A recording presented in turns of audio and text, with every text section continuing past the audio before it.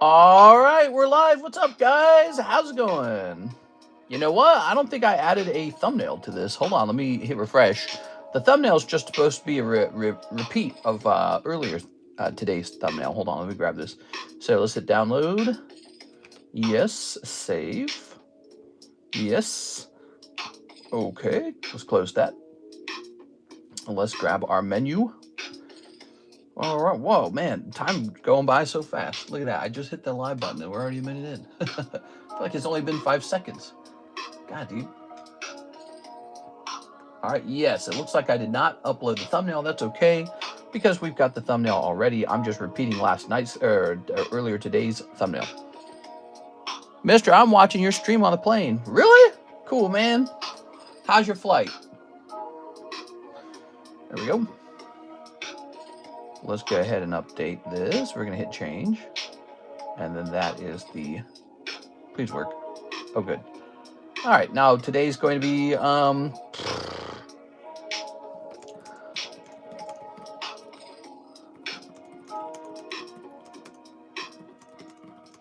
let's see. Okay, hold on. Okay, let's get the nerd emoji. Oops, I hate this stupid thing. God, this website sucks, man. All right.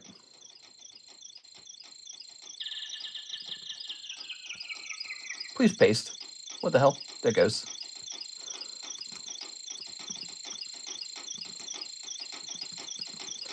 Okay, we'll hit save. Get up off your butt and be an alpha, like me.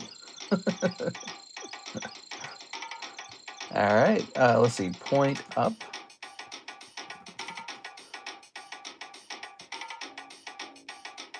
Copy this.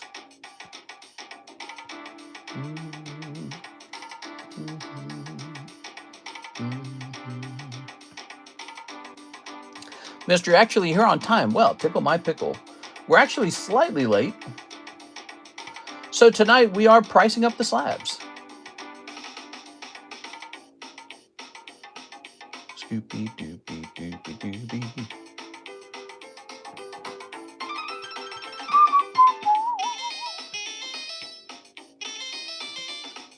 All right, so now what's next?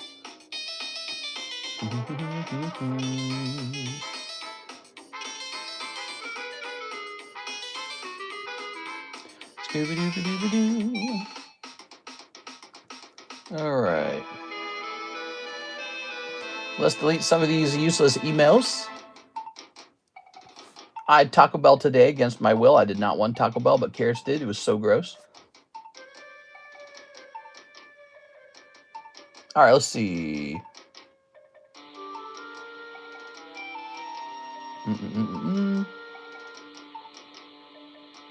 Oh.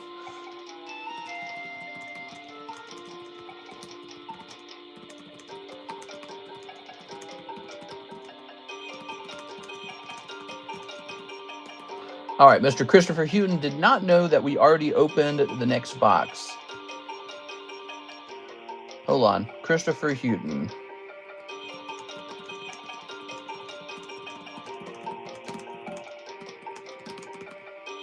All right. So I did respond to that. I did get him his box. I'm 1 card away from completing Scarlet Violet base. You have the Gardevoir? No, I don't have the Gardevoir. Miss Six is here, though. She wants 2 Chinese 151 and chip only my solo leveling slab. You got it, Miss Six.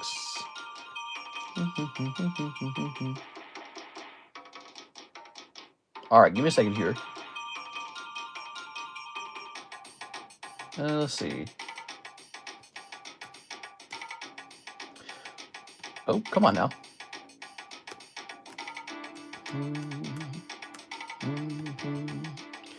God dang, dude. This calculator's driving me nuts. All right. I'll just make a point of this, Six. I kind of don't want it to be a style of shipping where we do individual shipments for cheaper. I'll just mention that, but I'll go ahead and ship it this time, okay? There you are.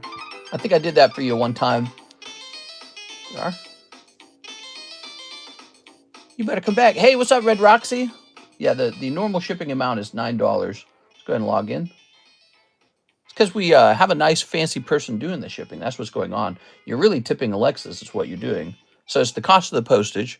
The postage is pretty, not too bad, but it's the cost of the materials. We use high quality materials. And then also you're giving Alexis a certain amount per hour, you know, to work. So here we go. All right. So that is what's going on with that. 34. That's why we have a flat fee on shipping. And we'll hit print. So we'll do it this time, but it's just this one time. All right. I'm seeing new people. Welcome in, peeps. Do you think Evolving Skies will continue to rise along with other out-of-print sets during the fall and winter? Yeah, I think it will.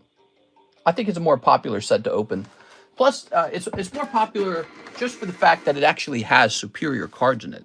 So as long as that's true, and it seems like, you know, one of my theories about the Evolving Skies Moonbryon would be that he would fall in price as soon as they print another really good-looking Umbreon. Guess what they haven't done? They haven't done that. We got the Prismatic Umbreon. He's pretty cool. But would you guys argue Prismatic Umbreon looks better or Moonbryon looks better? Let's see. Where did we put your stuff? You must already be on the shelf. Okay. So we'll just put this over here. And then let's go get those two Chinese Pippichos. All right. Okay. Very nice. Time game, how are y'all doing? Do you still let her do the sit in the lives and open up orders? She is totally welcome to do that. She's completely welcome to do it. You know, very often what goes on is she pops up over here, she gets the shipping done, and then she just kind of skedaddles right away. And I think that's because she wants to get back home. You know, she has a kid and she wants to get back to her kid. So I think that's it.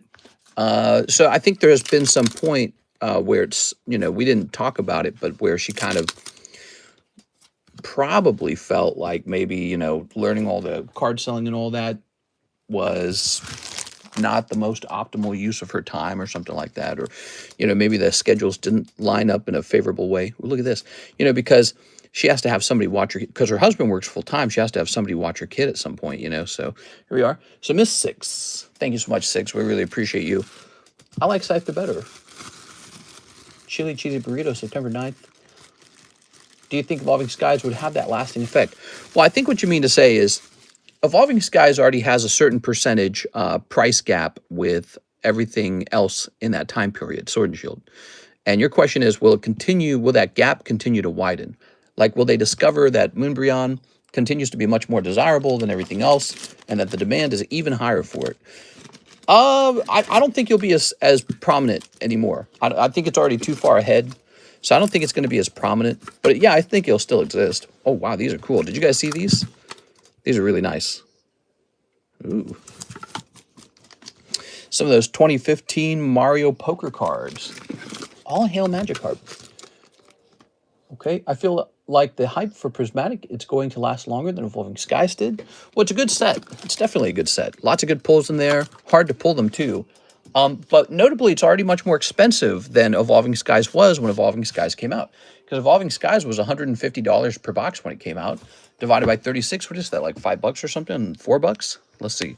It's almost unthinkable. No, it was like 180 divided by 36. Yeah, so it was about $5 per pack. Man, you can't get anything at $5 a pack nowadays. It shows you how outrageously overpriced the hobby's become. That's it. I'm liquidating, baby. I'm selling every piece of cards in my entire card inventory. I'm selling it all. I'm selling every single card. And then I'm going to take all my money and I'm going to go buy a beach house in Florida. Start all over again. All right, so let's see. Let's see. Okay, so there's no orders in the queue. And now it's time to start looking at what we got for sale. So all those slabs just came back and we want to see what kind of prices they bring in. You ready? Okay, so By the way, if you're just watching this stream, don't forget to smash that like button. We have the live customs. We have the Poke Shuffles, random chance for a slab for $5. We got all these packs over here. We got Korean Rocket, Korean Black and White. We got Full Metal Alchemist, Destined Rivals, Black Bolt, White Flare, Gundam. Here's Gunslinger in the Abyss. One Piece OP13, which I've heard is going up in price, actually. I might change that to $4 in a second here. And then, let's see. Yes, I've heard that that is getting more expensive. What was the other thing? Oh, yes. So, the new set. Interspecies Reviewer is here. You might notice there's a lot of boobs on the cover of that box. So, Interspecies Reviewer has been a little bit of fun. I don't think we've seen all the cards in the set yet. I'm sick and I need Chinese 151 to help me. Oh, yeah. So, you just bought the last 2 packs of that, didn't you? So, that is sold out, and I do not have plans to restock that. I looked into it, and it's outrageously expensive. It is. So really, the ones we were selling the last 2 packs for $8. But if I were to restock it today, we would be asking almost $9, I think. I think that's what I saw.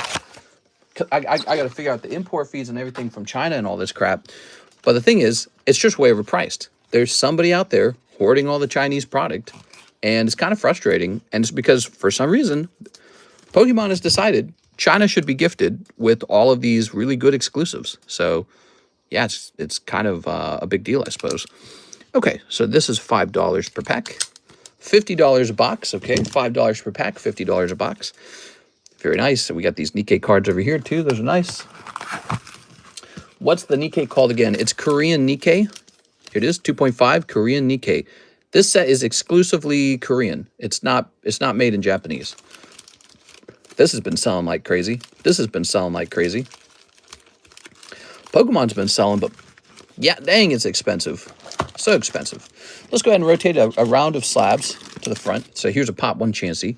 Okay, that could be in the middle here. Real alphas in the chat. Oh, yeah, what's the title again? Get up off your butt, be an alpha like me. Here's Blastoise. What, are you not an alpha male? What are you, beta? Okay, ooh, look at this. So he should have been with a different sticker. Let's go ahead and take a picture of this Blastoise and Chansey. Yes, he made more junk packs. I've got more junk packs. Yes, would you like them? We are. Close this all out, and then we shall click, oops. Mark that unread. We shall click on this, and then we shall take a picture in our expensive channel. Where is the expensive channel? Here it is, Pricey September. New picture. Today, I was doing a ton of research on where to move. Every time I do that, I feel like I just get more confused about where to move. You know, I was talking to AI bots about where to move. I think I started at 11 and did it till like 1:30. Did it for 2.5 hours, just researching places. It's really tiring. It's awful not knowing. All right, let's get started. Daryl Dixon. So this is part of Daryl Dixon's actual outfit. Is that right? Or I believe what it is his outfit was made from a piece of that cloth. Is that right? Authentic relic from AMC's The Walking Dead. 12 out of 50, Daryl Dixon. So it's not just a piece of his clothing. This is also a numbered card out of 50. That's pretty impressive. I do not know what to sell this for. I think I would want to consider posting this one up on eBay, because I don't know if anyone here is going to go nuts on it. PSA, Daryl Dixon. Oops, Daikon Dixon. And it's going to be costume relic. Let's say relic. PSA, Daryl Dixon relic. Here we go.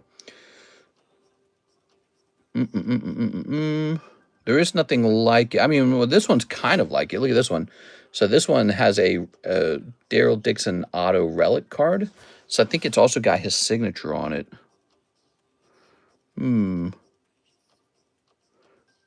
Okay. Yeah, it's strange. I don't really know how to price this. I don't want to ask too much, but I also don't remember how much I paid for it. What do you guys think I paid for that? Here's a Norman Reedus Daryl Dixon wardrobe relic card, PSA 10, that went for 70. It's actually not that much. And then here's a different one that went for a whole bunch. So this one went for like $250? Why'd that one go for so much? Does it matter what season it's from? See, this just seems like something I'm not very good at. Dang, dude. Let's just set it at $100 and call it quits. I don't really know what it's worth, but let's just set it at $100 and call it a day. That's cool. Mr. It's Not Hololive, Sean, Catgirl, grade 10 for 45, still available. Where are you seeing it? Are you seeing it in our Discord server? If you're seeing it in the Discord server in one of the Slabs channels and it doesn't say sold, then yes, it is available. Okay, so that's cool. Walking Dead, Daryl Dixon. Now, keep in mind, this is out of 50. Again, this is an actual numbered card. Out of 50. So if we turn it around, it will say 12 out of 50. You can also see that this is actually the Topps company, which I think is a very good company to be getting something like this from. So out of 50, Topps card. All right, let's check the queue now. Anything going on over here? Let's see. There we go. Hey, we have Mr. CSman, a slot in the Sandstorm Break. Here it is. This is the Sandstorm Break, everybody. Okay. Ready? There we go. So that is the pack split. And let's create a baggie for the pack split, because I think I threw the last one away. First person's in, everybody. The Sandstorm Break's kind of a big deal. Kind of wish I could get into it. A lot of people don't understand that EX Sandstorm is an evolution set. It is. It's an evolution set in this time period. You get holographic evolutions out of it. Okay. Pack split. There it is. Spot number 1 is gone. You guys want to open vintage? Here's a way to open it. 1 card at a time. That's nice. Okay, what do we got here? We got an Anthony Kalura Pipichu. Adam Pashuis. Try and get some of these together. Adam Pashuis.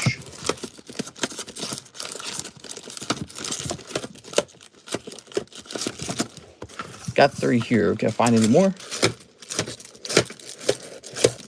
Oh, yep, here's one. Anthony Kalura. Anthony Kalura. All right, good. So there were a couple of these commission slabs still up here. Let's just take care of these. Oops, not that.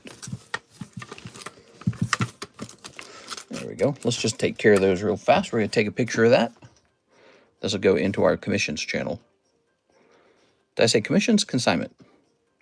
So the consignment channel is a place you can go hunting for slabs. And these slabs are being sold by other people. And then they get a cut of the sale.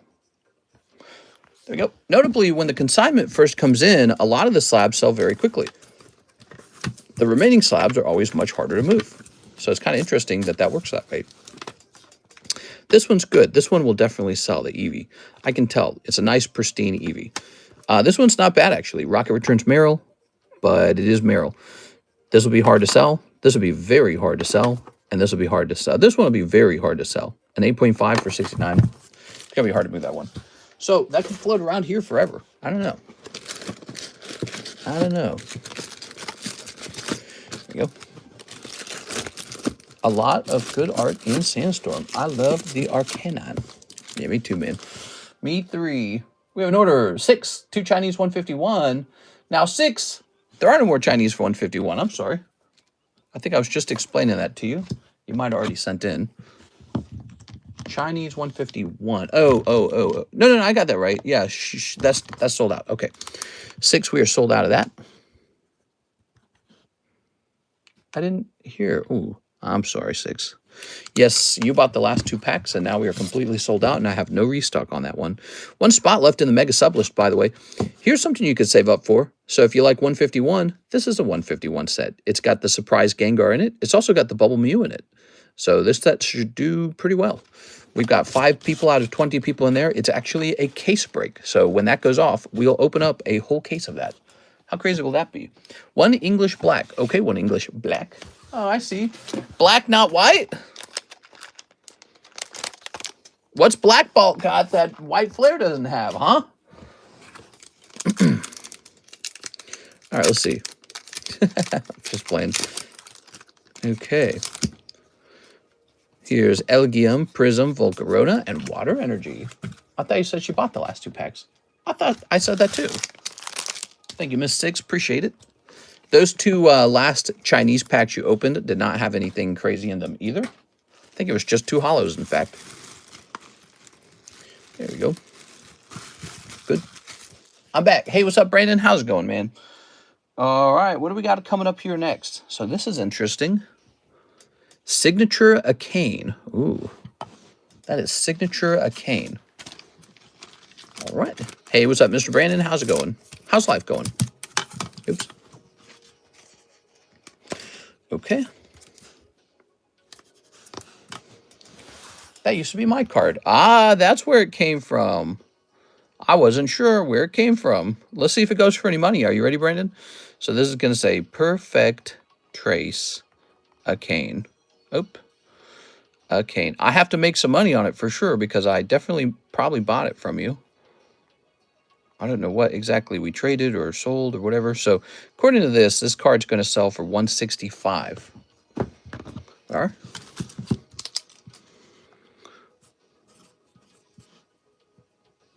$9.25. Okay. We have an order now from Hathim. 5 of the Japanese. Crimson Haze. Crimson Haze. Oh, yeah. Let's get it, man.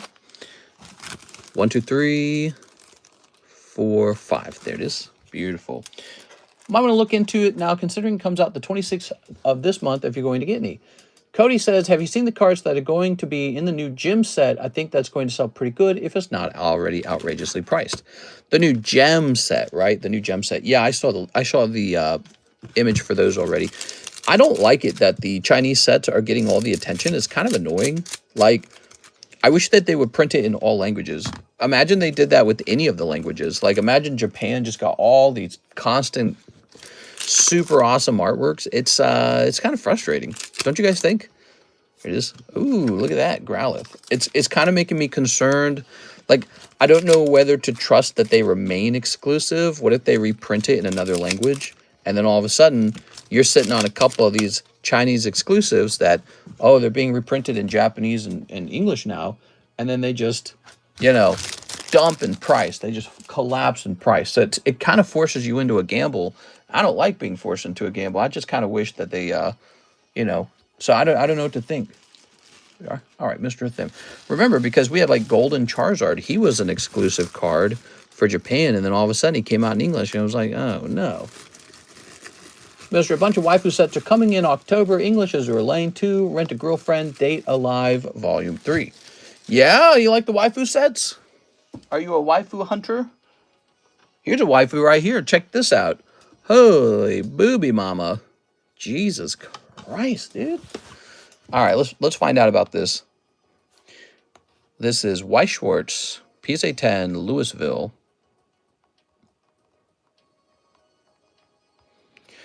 Louisville Weiss.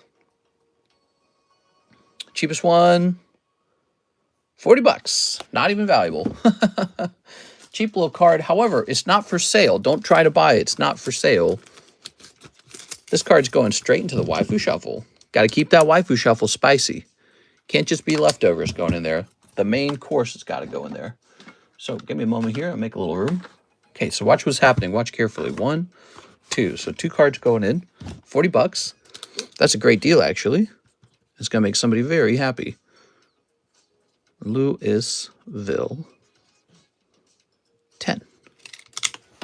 Hey, she's valuable to me. The Space. The Space Melange. Okay. Now, here's our full box. We show this off from time to time. Lots of sexy cards in here, like this one. Here's one. Here's a sexy card. Here's a boa foot penis. Here's side boob girl. Girl with the signature under the desk girl. Hestia. Look at this one. Oh, yeah. Boobs pressed up against the infinity glass. Got some more signatures. Look at this one. Black label bikini babe. Damn. All right, so lots of cool stuff in there. She's going in there too. Waifu shuffles. They're spicy as hell. for your local waifu collector. Good. Now this card will go in there as well, but you'll have a chance to buy her for a second. And then after a second, it will be over. This looks like Ocarina of Time. Do these go together? Looks like they do. Actually, no, this is, that's not Ocarina, is it? Oh, it is, because look, it's a diamond card. So all the diamonds, so we got the king is missing, which is most definitely going to be Ganondorf. Let's go find that. We want Ganondorf. Ah, I found it. That was easy. Oh, and there's that. Oh, man, look at that TIE Fighters card. That's an awesome sketch card. Okay. Wow. Let me jump over here. I want to get an idea about this Star Wars Galaxy card. We'll start there. Let's see. TIE Fighters, right? Oh, I paid so much for these. Wow. And then let me see. Sketch. I paid a lot of money for that. I thought it was going to be like cheap or something.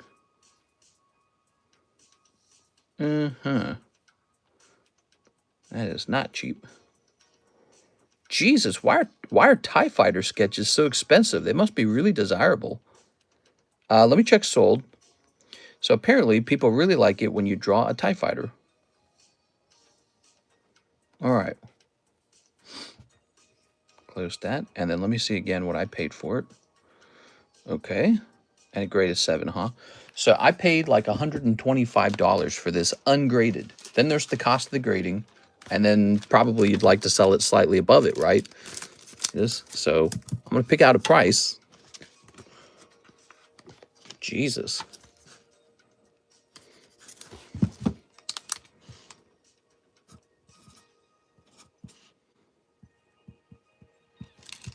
Jizeth Craft. All right, so that'd be $195. We'll leave it there for a moment. How about this? This is cool, right? You guys like this? King, Queen, Jack. Ace. And so that's Ocarina of Time characters. That's awesome. Let's start sleeving these up. It's me, mister. Your message therapist. Oh, you're going to give me therapy on all the messages I receive? Hey, mister, when's the PSA submission going to be back? Hey, mister, when's the CGC submission going out? He's my message therapist. There you are. All right. Hope everyone's doing well tonight. And if you haven't done well, take a second to smack that like button. It's just a very common question. Hey, mister, when are you going to share those spicy pictures of your wife? Let's grab this. Stop asking that question. Ooh, Ocarina. Those are for me only. Grab this. Okay. Here's Ganondorf. Arr. Hope everyone's doing well tonight. Yes. Hope you're all doing well tonight. Sleepy Ghoul's here. Hey, Sleepy Ghoul. You got any games on your phone? Yeah. Okay, here's Link. Who got to make all the sound effects for, like, Link dying? That's what I want to know. All right, what is this going to cost, huh? What do you guys think the price on this will be? Something unreasonable? Let's see. Poker Link. Poker Zelda, maybe? Oh, okay. So here we have Link, Jack of Clubs. Okay, that might work. So poker, let's say Link. And then let's say Jack of Diamonds. There he is. I found him. Okay, so he's going to be 40. That's not crazy, is it? Oh, man, you got to type out this whole name for each one. So Zelda Queen of Diamonds. I got to type in Zelda Queen, maybe. That might work. Zelda Queen. Zelda Queen is $40. Okay, now Ganondorf. Ganondorf King. Don't buy it yet because I'm probably going to offer it as a group. So in other words, you got to buy all of them together. Yep, Ganondorf's going to be 40. And then we've got Ocarina of Time. We'll type in Ocarina Ace. Ocarina Ace. All right. Oh, the ocarina is quite more expensive, $100. So maybe because it's a one of the ace of spades, or maybe because the ocarina itself is so desirable. You ready? Here goes. Hey, what's up, Mr. Big Fella? He says, I said, how can I be an alpha like you? Hey, welcome to my Alpha Male podcast. We only eat steaks off of cutting boards with extra butter. There we go. Did you get your lifts in, bro? Who here didn't get their lifts in? You got a lift, bro. Oops. Okay, what was the ocarina? Was it 100 or was it 90? Oh, it was 100. So this card is the pricey one of the group. All right, so this is being sold as a group. You must buy them together. They're not being sold separately. And here they are, all four of them. So these together are just $120, and then this is $100. So the total group is $220.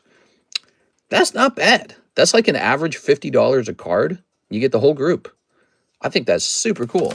So that's super awesome. Wow, that's super really neat. That is probably not what you expected, was some really affordable cards here. That is Legend of Zelda. There we go. It's nice when that happens. What color is your Bugatti? I thought you were asking what color my booty was. All right. Oh, I just feel like lifting stuff right now. Just want to lift some stuff. Meet you at the gym, bros. 4 slabs. Okay. So that's $220 for all 4. I think someone might actually buy that. I mean, the price is right. I'm surprised it's so affordable. All right, let's see what's next. So Steven Gonzalez sent $3 for Use My Credit, and this is for junk packs. Oh, yeah. Mr. Steven. So he says, why don't we do 4 junk packs? Sure. All right. You want me to just kind of grab them randomly? I'll grab the first one, second one, third one, fourth one, and fifth one. Oh, wait. No, you're only getting 4 of them. All right. There we go. Okay, so these are for Steven Gonzalez. These are called junk packs, and they quite literally contain junk. They're $3 a piece. Where do they come from? I happen to accumulate tons and tons and tons and tons of cards that I don't need. And so as I accumulate them, they just pile up. Like 6 years worth of this stuff. Okay, what do we got? Baby. There's a nice chrome Star Wars card. That's kind of cool. Some Weiss. That's a holographic. You know, these come 2 cards at a time out of those Carddass Disney packets. So just getting one of these is supposed to be worth like $1 or something. We are. I was putting those into these packs, and I was like, yeah, just get rid of them. Okay, so that's what a junk pack looks like. It is truly horrifying, but, you know, that holographic Disney Carddass card was actually kind of valuable. You know, that's kind of how they work. If you get, like, 9 bad cards, but then one of them has some value, you go, oh, that wasn't so bad. Okay, what do we got here? Golem, boobs. It's a nice Rayquaza. Oops, come on, camera, focus. Here's Xenos. Checklist. Oh, there it is, another one of these. So that, once again, is Disney Carddass. There's a little Why Not from Mega Sapphire. Okay, cool. That's a poker card. Pack number 3. Congratulations, Steven. You now have, like, stuff and things. There's a Chrome Star Wars card. There's another Carddass card. Some hollows. There's a nice Umbreon. Wow, that's actually really nice. Adele, Golbez, Queen. Yes, yes, Queen. Okay. So I get these cards from, like, bags that are abandoned or bags that people don't want all the cards in them. They say, you can just have that stuff. And I'm just pulling them out, putting them into a mix. That's kind of a lewd card, isn't it? From Sneaker Bunko Volume 1. That's an old set. Luso. Look, another holographic Carddass. And there's another poker. Cool. Okay, that was for you, Mr. Steven Gonzalez. Now you've got some Playboy cards. All right. What do you think of that? How did you feel about these packs? Rate them, Steven. What do you think about it? Any repos to be done? I might wait one more month for repos. There are the guys who are super, super, super, super late on their fancy vintage cards that are well over a year old. I feel like those guys probably ought to have their stuff taken. They're not going to like it, but, I mean, they took too long. It is. Here's Hathim. Another 5 Crimson Haze. Mr. Hathim, you shouldn't have. He's so good to me. Thanks, Hathim. Go. All right. We got 1, 2, 3, 4, 5. Very good. Very good. Pretty neat. Would buy again. Sometimes I think you're going to buy junk packs and go, what the hell did I just buy? But every now and then I think you'll open them and be like, hey, these are half decent. Okay. Don't take my slab away from me. Nah, you're not at risk. See, you're actually really active on it. You hang out in the stream. You talk to us. You make payments on it here and there. You know, I will work with you even if you're not able to get it done within a certain time period. I'd be like, all right, yeah, let's keep working on it. These other guys, they haven't paid on it for a full month. They disappeared, and now their time period's up to pay for it. So that is why we have repos. Hathim. They got to already extend. Both of these slabs have already been extended to 1 full year, and they're not paid off. There is Gray Ninja. So it's kind of a bad setup, you know, because when you're talking about products that appreciate, if you're going to let someone put something into slab away for 1 full year, and if it's junk, they're just going to cancel it, right? Like if it goes down in price, they're just going to cancel it. But if it goes way, way, way up in price, they're going to want to keep it, right? But it's not like you, the seller, got your upfront money, so you didn't even get to benefit from that cash when they put it into slab away. You didn't get to benefit from the value of the slab in the past. If you had benefited from the cash in the past, like let's say $1,000 slab, they paid up front. Well, the reason that's really important is because you can take that $1,000 and roll it over into the next slab, and then presumably that one will go up with the market too, right? Well, you don't even get to do that because they locked it away in slab away for a year and didn't pay it off. So you don't get that cash, you don't get to use it. So, you know, slab away, it really is just a nice thing we're doing. I don't even think we necessarily have to do it. Anytime I really wanted to sell a card, I think I could just probably post it to eBay or something. I don't know. Riley says, 2 waifu shuffles, $25 off my slab away. 2 waifu shuffles. Well, I like that. Don't take my slab away from me. Oh, I already read that. Here we are. You're showing initiative. 1, 2, 3. You ready? 1, 2. These are your 2 waifu shuffles. These are $20 a piece. They're either 2 cards or they are 2 slabs. Let's find out what it is. 2 cards. Ah, no luck. Sorry, Riley. That's a cold round. $25 off your slab away. Mr. Riley. It is April 3rd. Mr. Riley.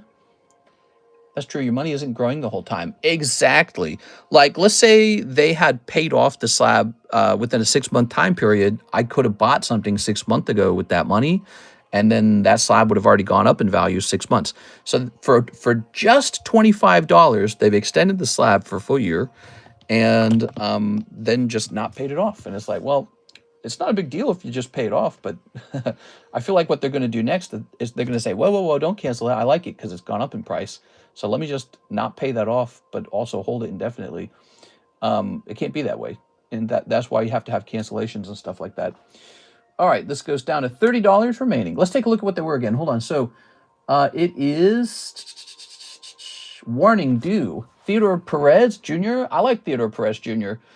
Let's see. And it is a Lugia that he put away a year and a half ago. So he's had 18 months to pay it down. It's got to be canceled. It's got to be canceled. It took too long, and it's got half the value left on it still. So it is just the case that it's outside of his range. You know, he's got other financial obligations. And the other one is Warning Due. So this one's going to be Matt Hansen, Ditto Squirtle. It's actually much further along, but he has had a full year to pay it off and is not paid off, unless it was paid off and I missed it. I don't think it is, though. Let me see if they're still here. Let me stand up. I'll check it out. Matt Hansen and Theodore Perez.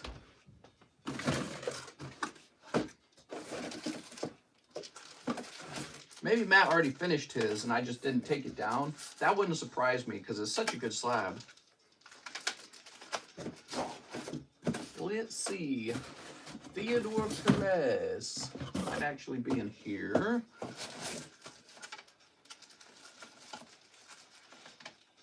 So here's the Theodore Perez slab.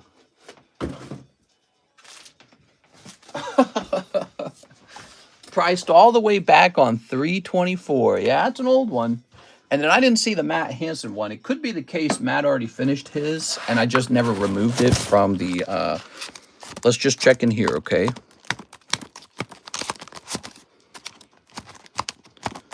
Sometimes people finish their slab and I ship it out to them, but I forget to remove it from the channel.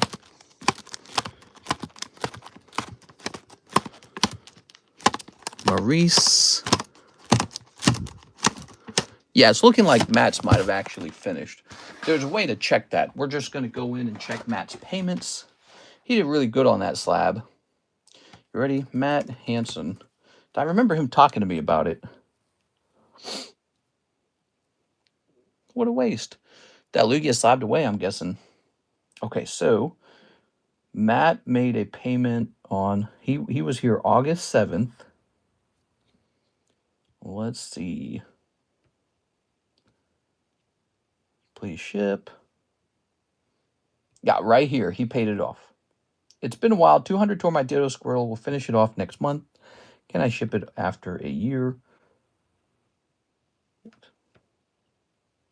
Where's the final payment? Ah, here it is. I'll just finish paying it off. Thank you. There it is. So he finished that one. I'm going to go. He and I were talking about it. That's what it was. All right. There it is. So that one's already finished. So he gets his Squirtle. And then this one does need to be canceled. It's a Theodore Perez order. And he's actually had not 12 months, but 18 months to finish it off. And it is only halfway done. And so I think it's an unfortunate thing, but he was not able to pay it, probably because it was kind of outside of his scope. Let's see.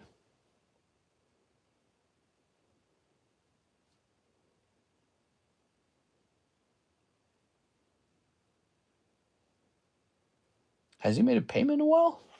I don't think he's even been here in a while. Hold on, let me log out of here. Let me log back into PayPal. You call my name? Hey, what's up, Mr. Ruin? How's it going? Does my music already paused? Why does the music pause so fast? Play. Okay. Oh, I just got a message. Somebody just sent me a message. Don't you guys like messages? Hey, will you sell that to me, but much cheaper? Are you open to offers?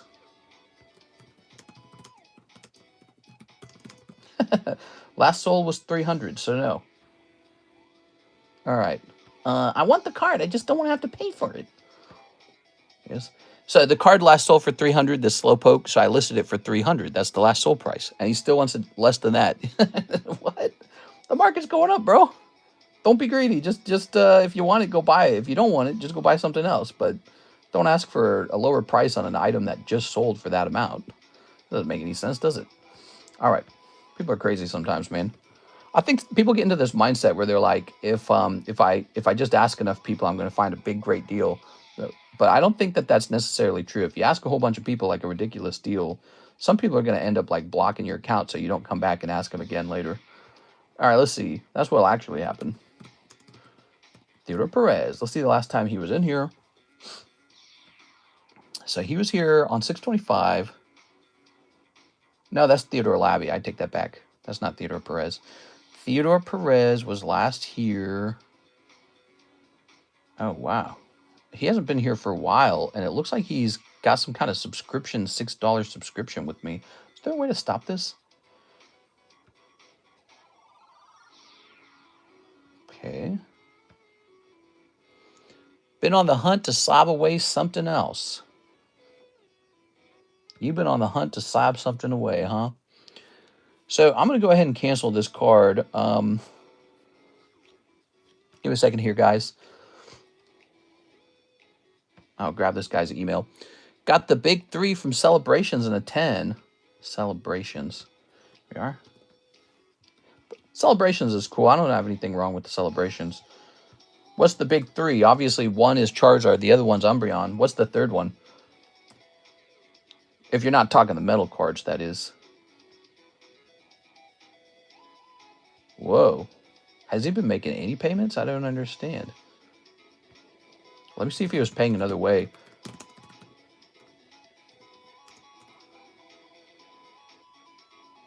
Oh, he might have been paying in here.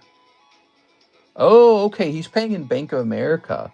So his last payment was on July 23rd for $50. I hate to tell him this, but man, it's been a year and a half and it's not paid, and it's only halfway paid off too. So I'm going to move this one off into the canceled thing over here, and I don't even know how to get him a refund because I don't know how he wants the refund. I don't know if he wants it in PayPal or not. So we're going to place it over here. Okay. I'm going to make a note that I haven't paid him back. Haven't refunded him yet. Okay. And there it is. Very nice. Those would be nice together in a special frame. I already made my money off Umbreon, staying away from that guy. Blastoise and Venusaur. Oh, Blastoise and Venusaur. Okay, so a year and a half ago, the current price on this card, well, it's like the sleeve turned yellow over time. Weird. The current price was $780. You think that these plastics are healthy for your skin? Something tells me the plastic's not good. All right, something tells me. So he goes in here. Well, he's a cool card, huh? I don't know whether to sell this. Let's take a quick look at my homeboy Lugia.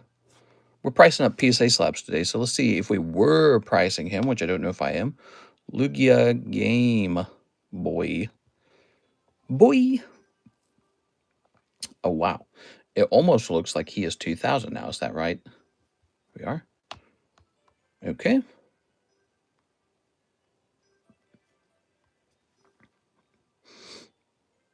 Let's see. Yes, he has gone up. Yeah, he should have paid that off, man. But, man, you just can or you can't. I feel bad for him, I suppose, but it's like, it is. You got to actually pay it off. I guess I allowed him to extend it for a year and then for a year and a half, and it still was only at the halfway point for payment. And that's a cancellation. It's like a situation where I feel bad. So weird. Send him a check. Those would be nice together in a special frame. Yes, so we are. I got to get him refunded too. All right, but he needs to be refunded on the ZELLE, which I'm not very good at. I need to figure out how to do that. I'll take it over, no worries. Let's set it over here. I'm not going to touch it. All right, and let's see what's going on now. So now we have to hit refresh.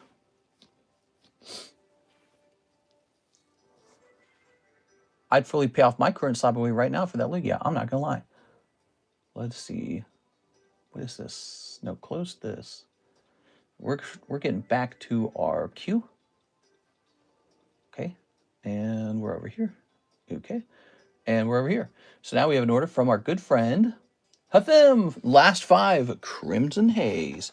This episode brought to you by Hathim. Whoa. 1, 2, 3, 4, 5. All right. By the way, if you're new watching this stream and you've never placed your order before, give it a try. Try your first time order on the stream. Doesn't have to be a big order. Just buy a couple Korean packs. Give it a try. We're always trying to meet new people. If you're brand new and you place a first time order tonight, we'll put you on this giveaway right away. You'll get a guaranteed spot over here. This is a giveaway for a $80 Poker Mario card. It's really nice. So we'll put you on here if you place your first time order tonight. If you've never ordered before. Here's, ooh, Applin. Very nice. Oh, Mr. Miyagi. Oh, konnichiwa. Oh, konnichiwa. Here's this guy. How much credit do I have? Here's Torkoal. You got 25 credits. I think it's like 185. It's like 185.5, I think. There we go. Tossing this. Sleeving these. That's for you, Mr. Athim. Dang, I'm like 2 weeks new. Dang it. There it is, Tammy 185.5. Good. Ow. My neck. Okay. And the music has stopped once again. Come on, music, come back. Mr. CS Man got on the Sandstorm today. On the Sandstorm just a minute ago or so. So that's moving. First spot down, 8 spots to go, Sandstorm. Okay. Your hopes and dreams could be in there. Here's a new card coming up on the table. This is Poker Cadabra. And why is this stupid thing? Oh, there you go. Jesus, dude. It's so ugly with that little piece of fuzz right there, isn't it? It's got to have no fuzz on it. Okay. Yellowback Cadabra. Oh, yellowback. Fancy. I don't know if we're going to find one for sale even. Let's find out what happens. Poker Cadabra. Starting to wonder if people actually even write that down, the poker or whatever. Because it doesn't say it on the label. Okay. Cadabra Poker. There's a greenback. Here it is. Yellow deck is 166 for this Cadabra. He is pretty dang fancy. So for those of you who aren't in the know, the yellow deck is the rarest deck. I have so much trouble getting a hold of yellow deck. You can always find a red deck and a green deck if you want, but the yellow deck's so rare you can't find it at all. It is. If you do, it's usually a crappy used one. Okay. Thank you so much, Mr. Thim. And now, we have no orders in the queue. The queue is empty. Try playing cards. Girlfriend cooking Korean barbecue tomorrow. What? All right, I'm flying over. I want some Korean barbecue. What do we have here? We have the eyeballs girl. Wow, this is some big eyeballs. Beyond that gaze. What? They're talking about the gaze? They're shoving it down our throats. Isn't it funny when someone says that when you're talking about LGBTQ and they say they're shoving it down our throats? And it's like that statement is funny enough. It's a very sexual statement. Stop shoving it down our throats. Okay. All right, so let's see. Don't worry. Let's see. I don't see it. I don't see one for sale. Let me try typing in 10 beyond that gaze. Get rid of the PSA. Nope, don't see it. Let me check sold.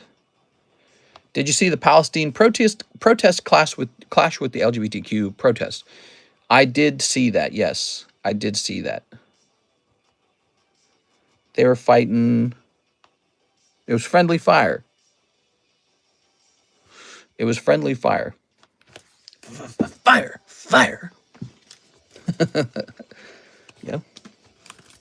You had the pro-Palestinian group mad that the LGBTQ group was doing their thing. They're like, hey, what about our thing? I was like, okay. It shows that, you know, political parties are fractured. Like, that's true within the Republican Party, too. Like, there's probably an element of the Republican Party that is, like, racial purists. And then there's a fraction of Republicans that are super Christian-y.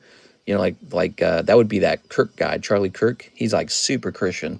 You could tell, like, he doesn't want to admit it, but he's definitely very Christian. And so South Park kind of cut toward his Achilles heel, I would say.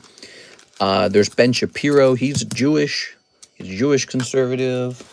There's the whole MAGA movement, which is sort of like a personality cult kind of thing. It's like, yeah, we love Trump. We got the best country in the world. It's the awesomest country. Everyone wants to be here, but they can't. All right, let's see. Poker red. Poker red yellow, maybe? How about them blowing up that boat? Did you guys see that? They blew up a Venezuelan boat. They're like, they were carrying drugs in it. And to be fair, if you zoom into the picture, it does kind of look like they got drugs in it. They got like bricks in the back of it, like bricks of something suspicious looking. You're like, you know, you look at the online comments and people are like, allegedly, this is tyranny. These guys got this boat and it looks like one of those cocaine speed boats, and it's got all these suspicious looking bricks in the back. How dare you? You must capture them, bring them into the United States, spend thousands of dollars giving them a trial, give them a place to live while you're doing it. There it is. And that's how you fight the drug cartels. There we are. All right. Now, that's getting crazy out there, huh? That's pretty bad stuff. All right, let's see. Any orders? Any orders? No orders. The hair of justice is unisex, says Batman. Mister will be at 100K by the end of the year. It's just bricks of sugar. Yeah, it's just bricks of sugar. We sell sugar. People love it. We bring lots of joy to the world. All right. How about these Zelda cards? Aren't they cool? I like them. Here's some interesting cards. These are Mario Hanafudas that went wrong. They did not grade 10. Yeah, I think these are like the first Hanafudas that did not grade 10. This is the best. Most bestest probably, but maybe not yet until I get into office. In Trump's voice. This. The fake news. Yes, all right. Okay. Baby Mario. Mario. Scoopy-doopy-doo. They're having some protests over in Europe, too, over the whole immigration issue. They've got an issue over there. They have a very similar situation, actually, where there's a lot of people who arrive on boats, and then they get put up into a hotel paid for by taxpayers. But the people who are living there, who are just like the actual British, they have to pay for that. But here's the problem. The cost of living is really bad in the UK right now. They're not able to afford a lot of things. They can't afford a house. Virtually in every Western world, young people cannot afford a house. Virtually everywhere. And how could they when, you know, companies want to, like, imagine there's a young couple, they want to have a baby, they're trying to bid on a home, and then BlackRock, they're like, wait! They run past the couple so they can bid the house up and then rent the house back to the couple. That's BlackRock racing to bid the house up so they can rent it back to you. Wait a second. You can rent it from me. Instead of owning it, you can rent it from me. I'll rent it to you. It'll be great. You can pay me $3,500 a month and never own it. That is society. And, you know, that is going to cause a revolution. But, you know, so there's these people that want to come to the UK, and the numbers are increasing. It's starting to get pretty full. That's what I bet is happening. You know, there's a finite number of money. There's a finite number of rooms, and it's starting to look and feel full and crowded. And they're funding it with their taxpayers going, I can't even buy a home.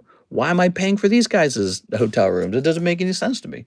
And that's what happened in America too. You know, like, I don't know if, you know, Democrats were expecting such a reaction to it, but it's like, it was going to happen, right?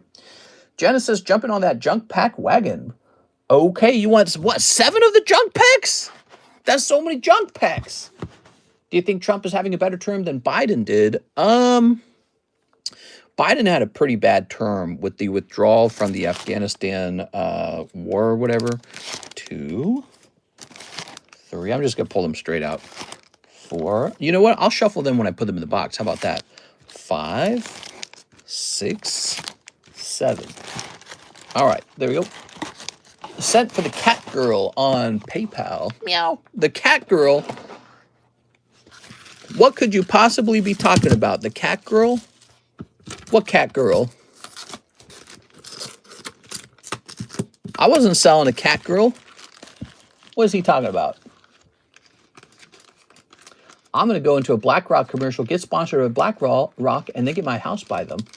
Oh, yeah? You're going to go into a BlackRock commercial and then try to assassinate someone? Isn't that what happened? The guy who tried to assassinate Trump was ironically in some sort of fishy commercial. There's that Carddass card. Here's a nice Charlie Brown. Here's a nice... Now, these aren't always sleeved.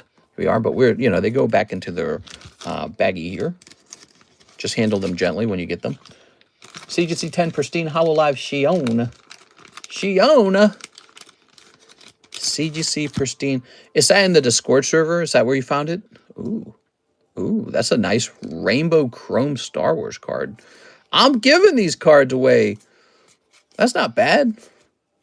There we go. Soldier Candidate. That's cool. He says, yep. Oh, okay, good. So now we know it's in the Discord server. It must be a consignment slab. That's what it is.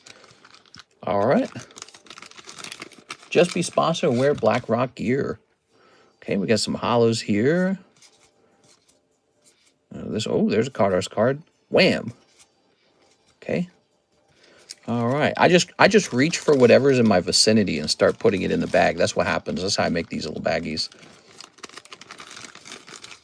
Yeah, it's tough out there, guys. How many of you guys right now are struggling with the cost of living? How many of you guys are struggling with having a place to live in? Like, for example, trying to buy a home. Is there anyone here who has given up on home ownership? Yes.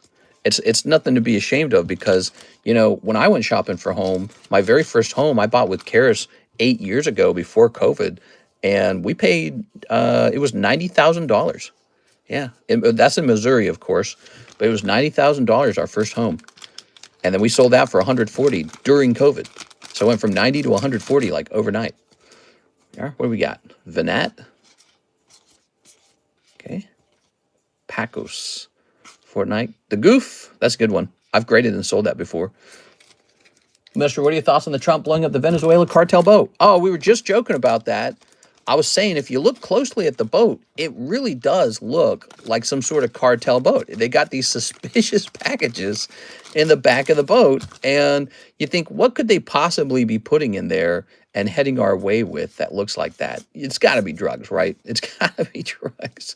So I assume that they got intel, and the intel is accurate, and then they said, all right, well, blow it up. And let me say this. I do feel bad for the people who are just trying to make money, live their lives, but that is a very limited empathy, right? It's a very limited empathy. I get it. People need jobs. Not a lot of jobs probably in Venezuela. Drug dealing is a good paying job because it's so bad nobody will do it. And but here's a problem. Drugs really are killing people. We have record numbers of deaths in America, record numbers from fentanyl overdose. And so where's all this fentanyl coming from? We've talked about this before. I view it as the new opium war. You guys know what the opium war? China was being sold opium by the British Empire at the time, and Britain defeated China by selling it drugs and just screwing up its people. And so that could happen to us. We could be the next victims of drug overdose. Our people are not healthy. They're dying in the streets, and addicted to this drug, that drug, every drug. It's horrible. So, you know, something's got to happen. I don't know. I can't say that what he's doing is the smartest move or the right move or the nicest move. Probably not the nicest move, but something's got to happen, right? Like we gotta do something. At least he's doing something, I guess. I really do feel strongly about that subject. When I was in the 90s, I remember the DARE. Remember DARE? And it was to stop it was the war on drugs. DARE, war on drugs. But then in the early 2000s, it became like popular to be against that. It was like, oh, the war on drugs has failed. It's bad. We should just legalize everything. So we took a very different approach. After the 2000s started, we started saying that the war on drugs has failed. And now we are the most drugged out country ever, dude. We are so drugged out. All of our streets, our U.S. streets were not like that before. That's a new thing. Right, like I'm almost 40 now. I'm 4 years away from 40. That's a new thing, the whole drugged out streets. I mean, there was always homeless people in America, but there wasn't like, you know, the whole bent over on the fence kind of positioning or whatever it is, drug, horse tranquilizer,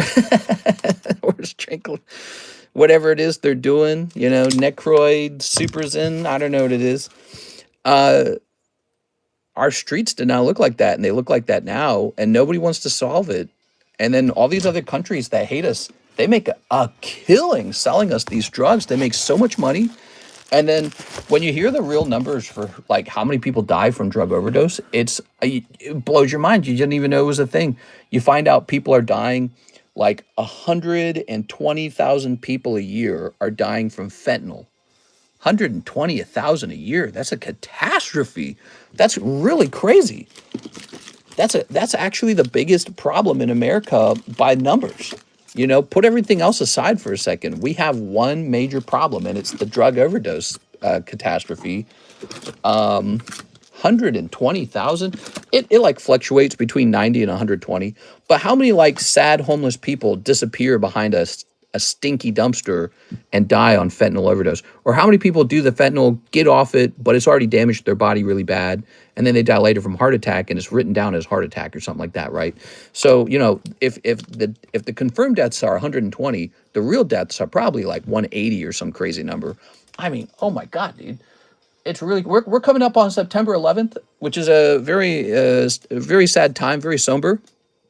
I think it's something like 5,000 people died in the attacks. Really horrible, very memorable. Meanwhile, fentanyl's killing 120,000 people. Like, we can't ignore it. We can't treat it like it's normal, which is what we've done. We've normalized it. It's like, yeah, those are the homeless people. They like drugs. It can't be that way. We have to like put our foot down and do something about it. And so over the years, I went from, yeah, the war on drugs to the war on drugs doesn't work, bro. We just gotta be chill, bro. Those are like my college years, right? Now I'm almost 40 and I'm like, we need the war on drugs again. And it should have actually been much stronger than last time. It should have been really serious. That's how they treat it in Asia. In Asia, they don't have as much of a drug problem because they're really severe about it. They go, yeah, you do a little drug and you'll go away for a very long time.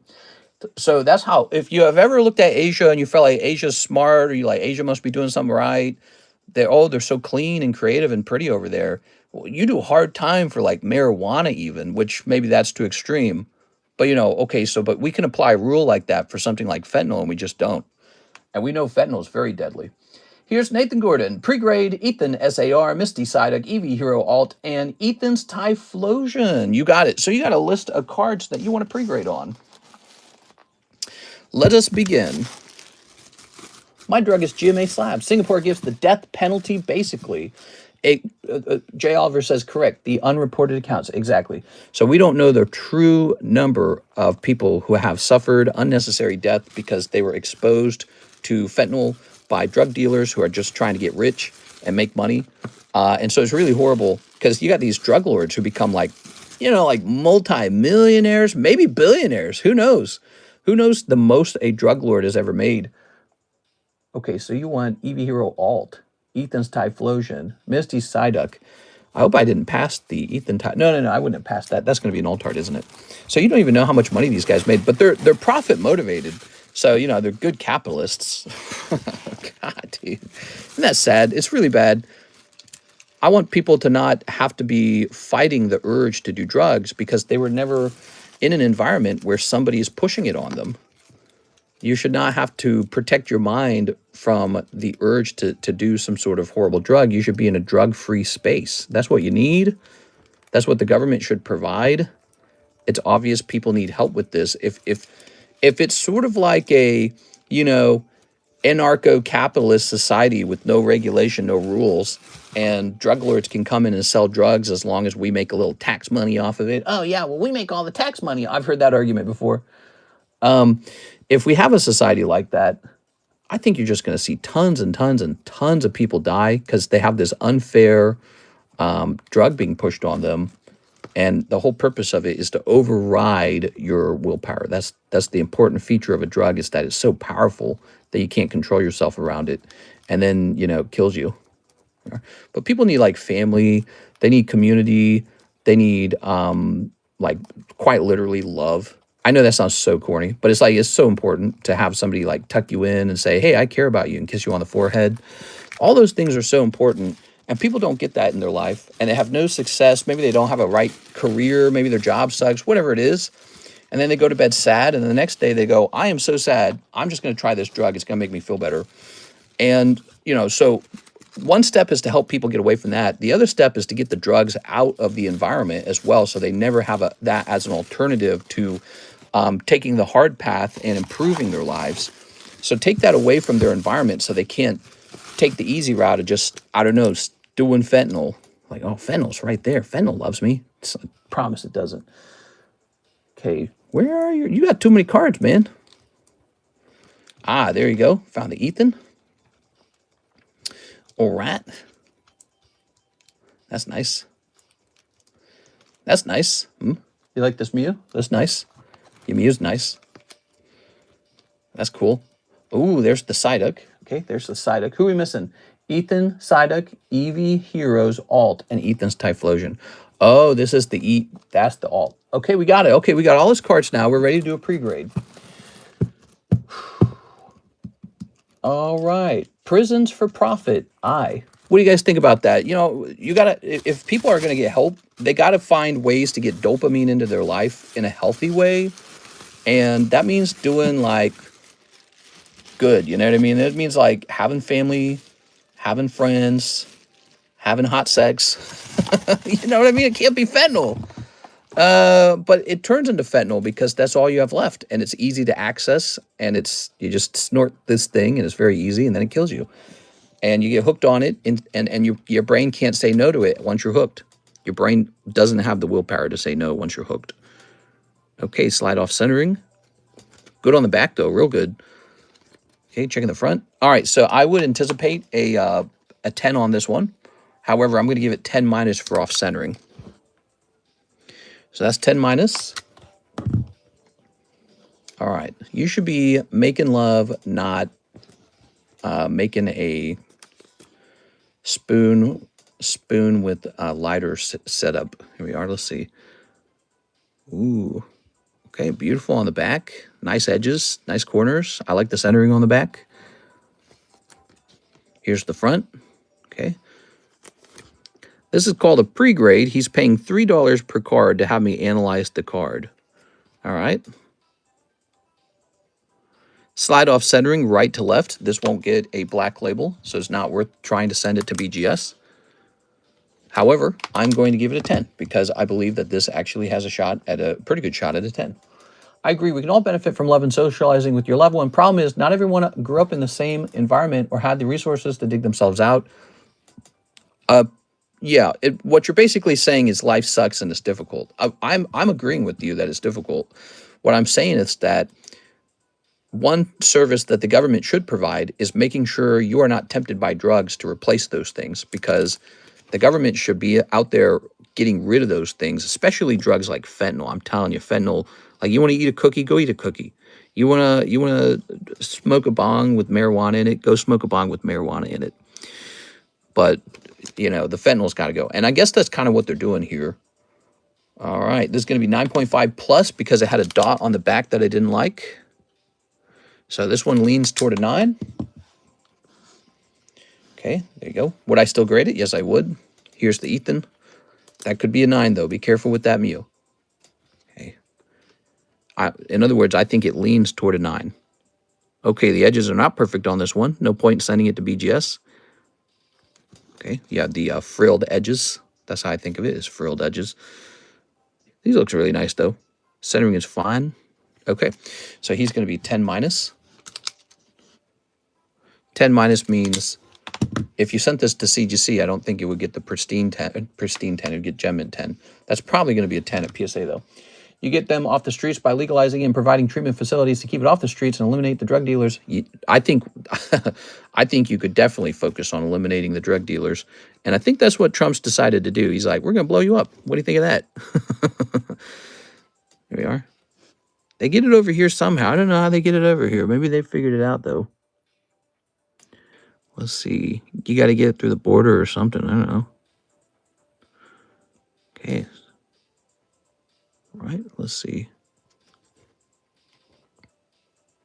So your right side of the card has some kind of smudge on it. It's very subtle.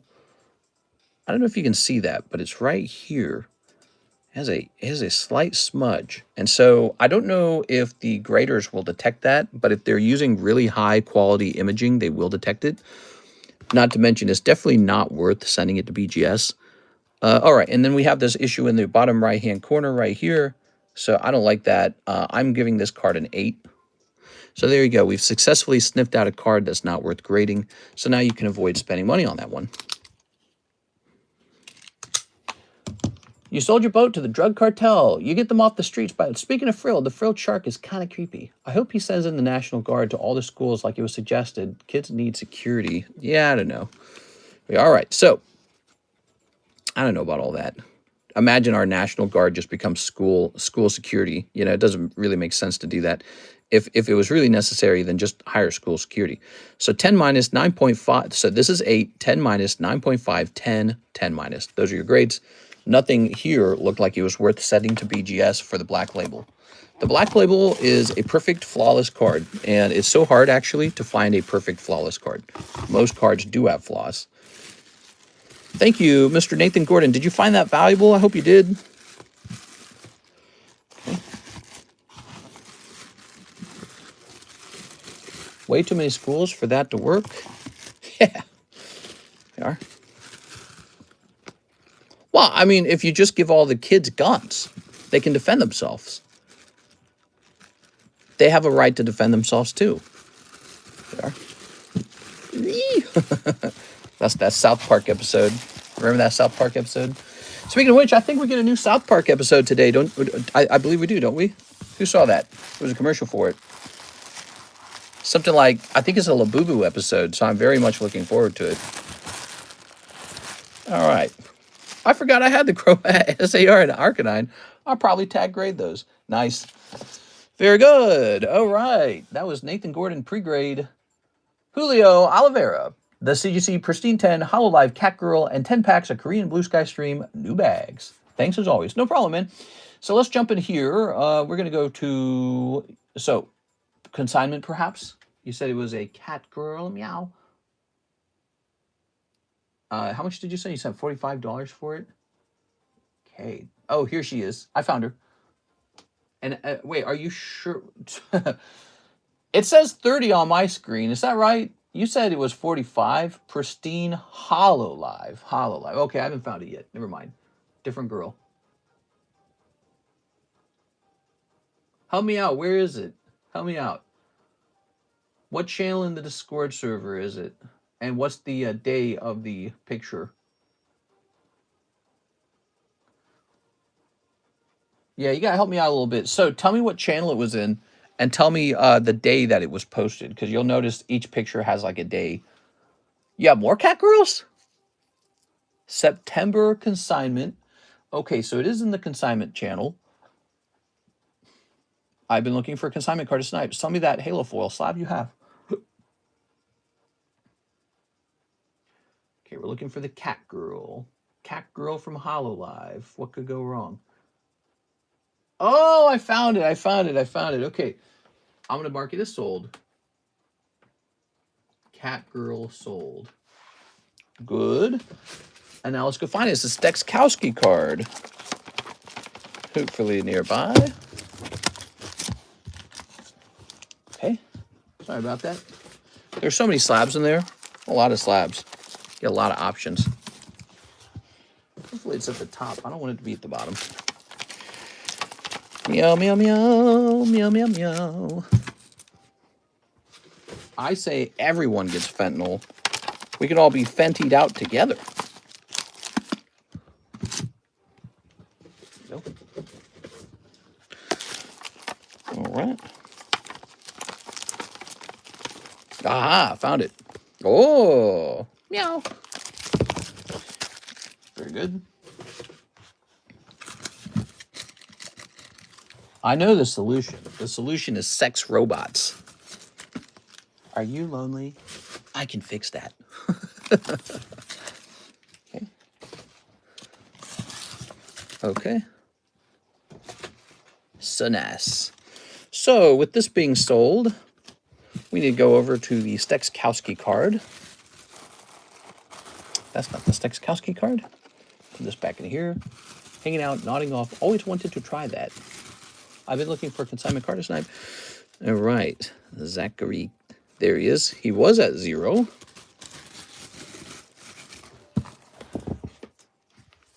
And now he will be at $32. $32.50.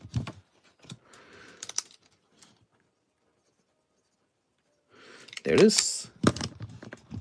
Ooh. Never seen South Park. You've never watched South Park. Wow, that's wild stuff, man. That's almost hard to believe. How do you avoid South Park? They've been around for 25 years. They've been around a long time. Julio Oliveira.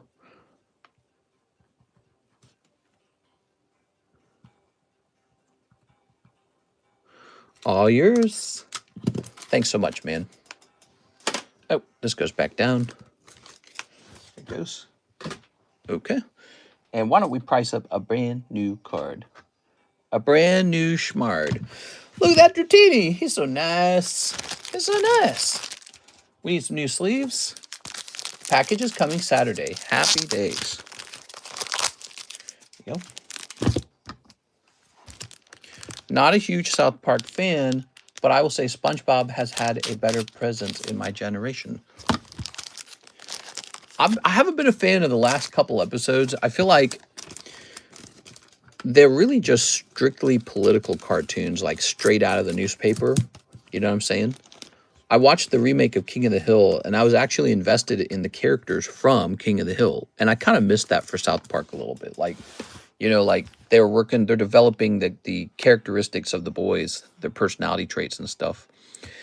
All right, I missed that time period, which was quite a while ago, admittedly. They haven't done that in a while, but yeah, it felt kind of dialed in a little bit these last couple episodes. We are. It almost feels like someone else is doing the writing, not them. Or maybe like AI is writing the episodes or something. There we go. Blue Sky Stream. Yes, Blue Sky Stream. 10 of those. Okay. What do you guys think? You think a lot of writers are just using AI now? 1, 2, 3, 4, 5, 6, 7, 8, 9, 10. Okay. Mike Judge, the creator of Beavis and Butthead and King of the Hill, he's killing it, man. They're putting out a new season of Beavis and Butthead. Kirsten and I are watching the previous season that came out, like the reboot season. It's like the most bizarre show I've ever watched because the characters are so dumb and yet the writing is strangely clever.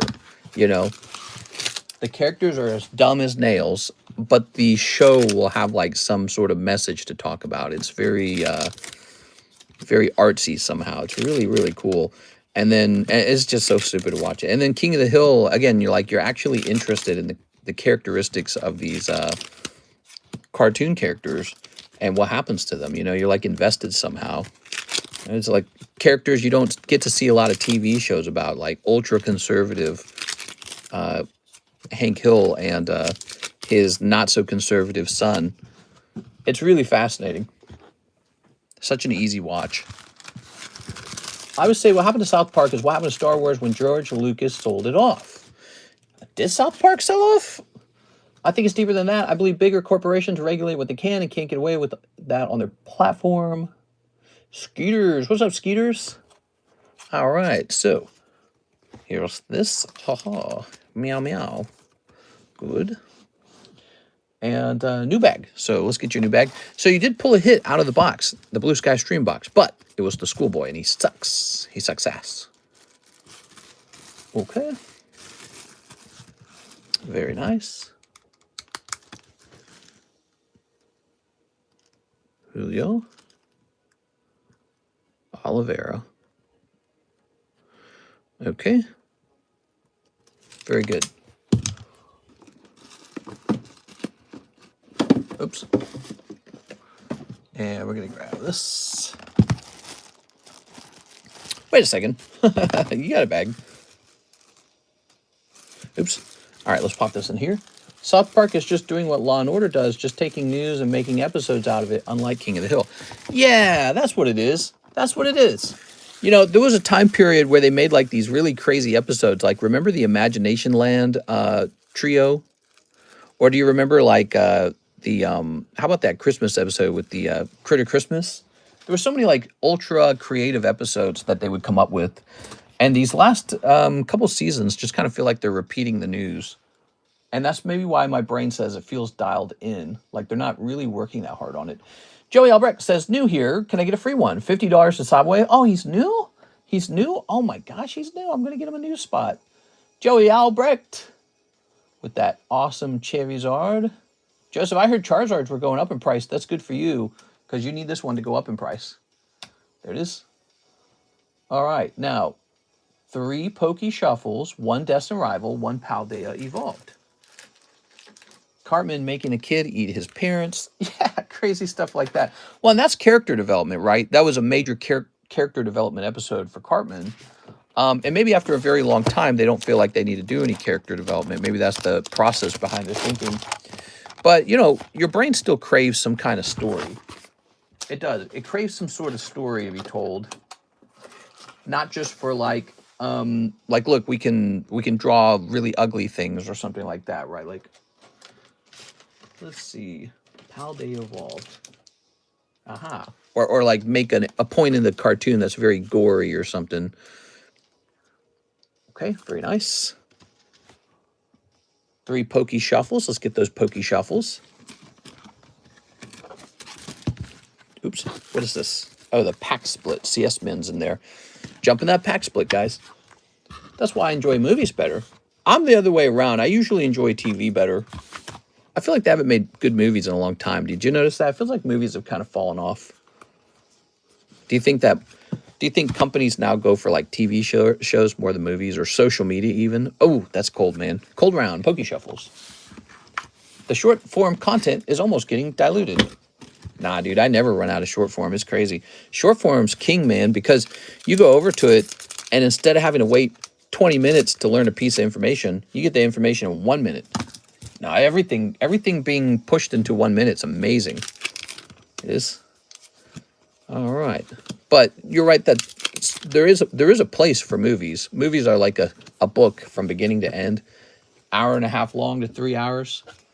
But you know, TV shows can do that too. Or like Walking Dead season 1 through maybe like 4 did that really well. Although then they kind of got all weird at some point. I can't remember what made it. I watched all the Walking Dead last year, and I can't remember what made it bad. They get boring. The episodes get boring and bad at some point. I don't remember what it was that caused that. It was something. Joey Albrecht, Mr. Watch Weapons. I'm watching Weapons. Okay, if you say Biggie Smalls 3 times in the mirror, he can appear in front of you. Biggie Smalls. All right, what we got? Princess Peach. It's me, Mario. Here's Luigi. Here's Moltres Break. Here's Trafalgar Law Break. Here's the Mario card. 40, 40, 45. Pretty cool. Sarah Dusenberry, 1 spot in that Gengar Break. Sarah said, let's get that Gengar Break off. Let's get it. The Mega Sub List is the latest break to go off. Here it is. New Austin Butler movie with solid caught stealing.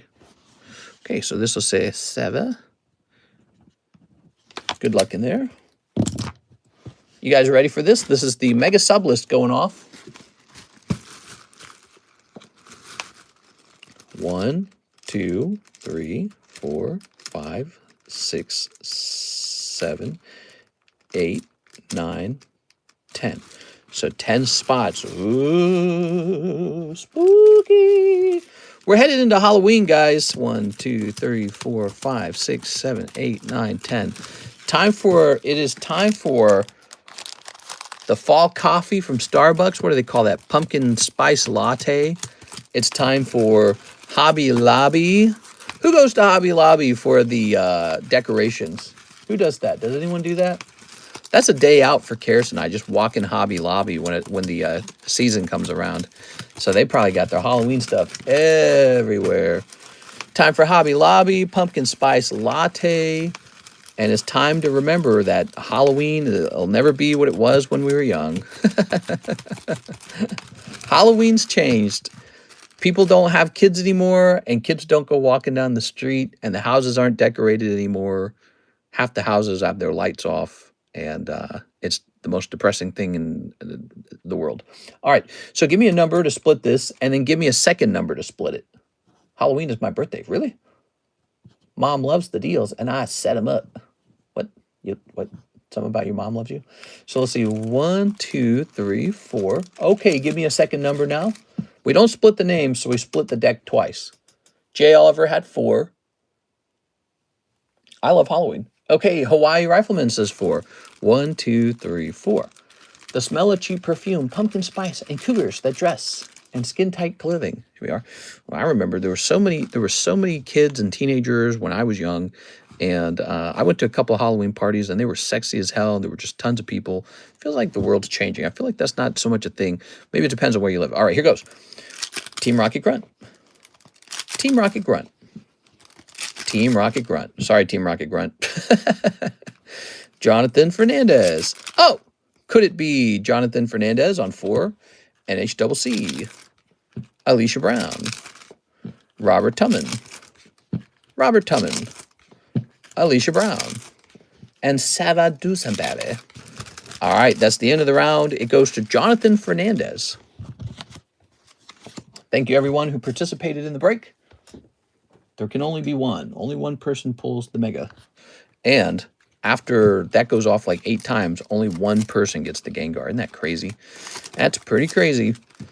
The biggest pull on the table, by the way, guys, by far. It's like a $3,300 Gengar. That's pretty amazing.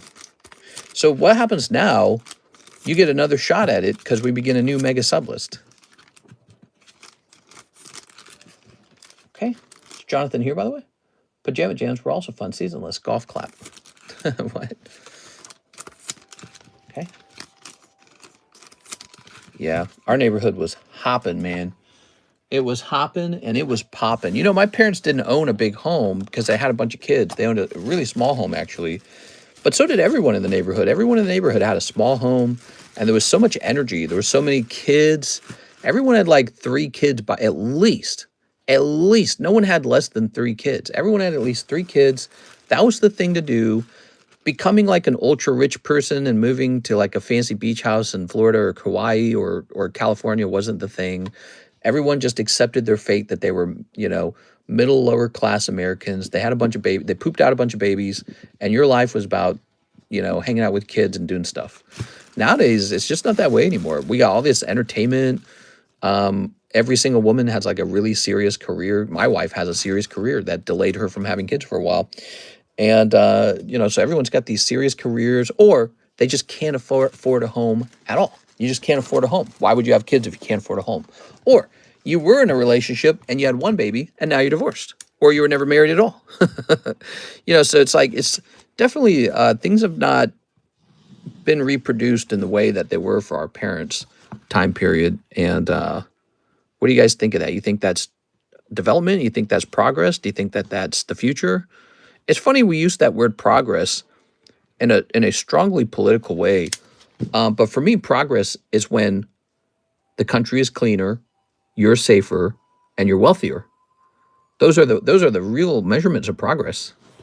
And we use the word progress all kinds of ways to mean all kinds of things. You have to do what I want because of progress. But it's like cleaner, safer, more money. That's it. It's really, really easy measurements. So to me, if you were buying a nice house for yourself where you want to live, that to me is progress. It's probably one of the best measurements of progress, getting to have a nice job. That's a really good measurement, in my opinion. Being able to, like, cure cancer is pretty good, too. Here's Tammy Lowe. Give me 10 Journey Togethers. No hollows. You got it, Miss Tammy Lamb. All right. Here we are.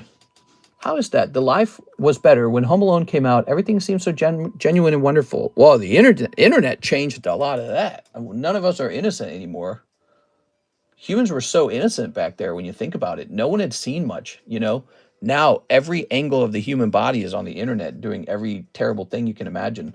So humans were like mega innocent in the past compared to now. It's like day and night. Humans are we're all creeps now. We are for sure. 1, 2, 3, 4, 5, 6, 7, 8, 9, 10. Actually, you know, the Bible talks about Adam and Eve and the tree of knowledge. And then they ate from like the stupid apple, and then, oh no, we're naked. Remember that? Did any of you guys learn that when you were younger? The tree of knowledge? It's kind of interesting because it sort of alludes to how innocence is important.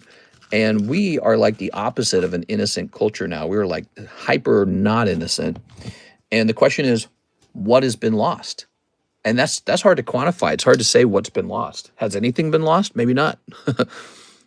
Maybe not. Maybe we're all just dirty-minded or something, and know all the world's problems really well backwards and forwards, and that's just it. We're just well informed now.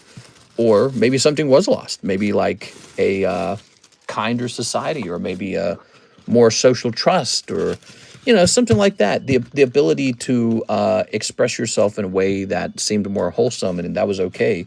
Now you got to be like, you know, hey, you want to bang or something like that? Anyone you talk to, you know, is seeing horrible things on the internet now, and they know all the things. Let's snip this. So the world's changed. No one's innocent anymore. And in the 90s and the early 2000s, people were still really innocent. And that came out in their personality types, you know, personality expressions. People were like softer, basically. Softer in a certain way. That's why I say like kinder, you know? Like there weren't all these, people didn't look at men like, oh, you're all perverts and you're all trying to hook us, aren't you? Well, yeah, because the men weren't watching as much stuff, and the girls weren't as afraid of men because they knew that men weren't watching that stuff, and women weren't watching that stuff either. So nobody was aware that that kind of stuff existed mostly. Yeah, like Playboy, but Playboy was like girls with fake boobs posing, and that was about it. it is. Locks. Yeah, so it's an interesting time period. And now we're in the future and technology's changed a lot. So it's really an interesting thing. Let's see what you guys are saying. Anyone seen the new rock, half the size, now the pebble? What? He's the pebble? Life was better when Home Alone came out. Okay, I'm back. Freaking gas station busy as hell this morning. The instant radicalization of content. They learned shame. Did I mess up my order, mister? What do you mean, did you mess up your order? You didn't mess up your order. Mister, there's a conspiracy that the world ended in 2012 and we're stuck in a glitch. We're in a glitch, guys. All right, Timmy Lamb, you got Zation, a Hopsation. Ooh. Dangle Hadron Collider. It's the Hadron Collider. It opened the portal. It opened the portal to hell. So it's actually kind of funny because it sounds kind of like the story of Doom, doesn't it? The Hadron Collider. A little bit. Here's the Vivian McMortar. Okay. Those kind of TV shows, movies, stories, video games always start out with some kind of unbelievable science experiment going bad. All right. Come on, give us something good. We got Veluza from Venezuela. No! Oh, Tammy. Oh, I'm sorry, Tammy. You got one Veluza. Ooh, look at my Veluza. Do you still have that Masaki Gengar, mister? Yes, I do. You want to see him? You want to see him? You want to see him? Yeah, I want to see him. I'm going to show you. This one. This one that I bought a while back. All right. Rip. Yeah, that's what we did there. I'm sorry, Tammy. Tammy, it makes me angry like a petulant child ripping at the napkins. Let's grab this.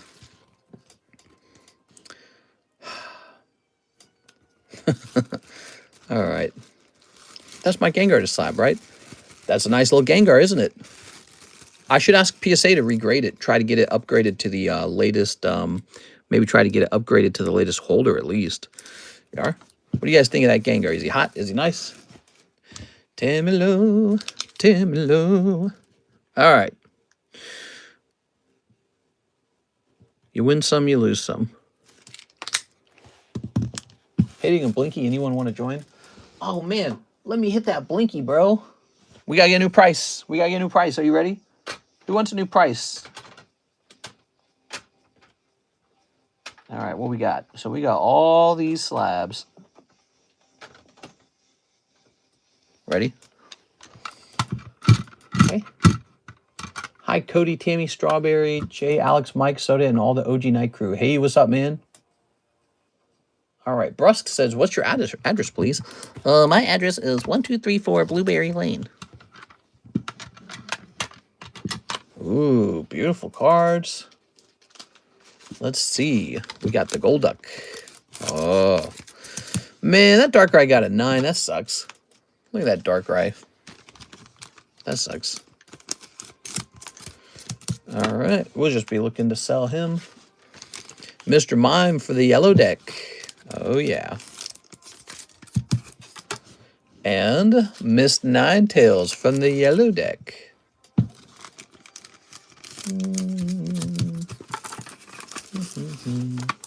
So these yellow deck cards can get pretty pricey, but we'll see. Some of them might be a good price. If you see something that gets you excited, jump at it. Because we haven't had yellow deck cards on the table in a while. What I'm trying to tell you is these are all hyper rare yellow deck cards. And when they're gone, because I don't grade these very often. I grade these once in a blue moon. Okay, here's the Golduck. We've been watching poker prices rise. They're actually up. Did you see that Gold Star Gyarados just sold for 60K? Oh, you mean this Gold Star Gyarados? Woo! What a flip, man. I think I'm just going to take the rest of the year off. I already made money, in theory. All right. I'm done working for the... You know what I'm doing? I'm going to tell you guys exactly what I'm doing. I'm selling all my homes, and I'm downsizing to a tiny little crappy home, and then I'm just going to stop working so hard. I'm going to live cheap. All right. So Yellowstone Golduck. There is not one for sale. I'm going to price this one at $150. Yes, I think that's very fair. You're up big time. That was a nice quick play. I know. I love that. Actually, did we post that? We should have posted that as a clip when I bought it for when I bought it live. That should have been a clip. I don't know if we did. I should talk to Mike's side about that. Okay, pop 3. So to put into perspective how rare this Golduck is, he is population 3.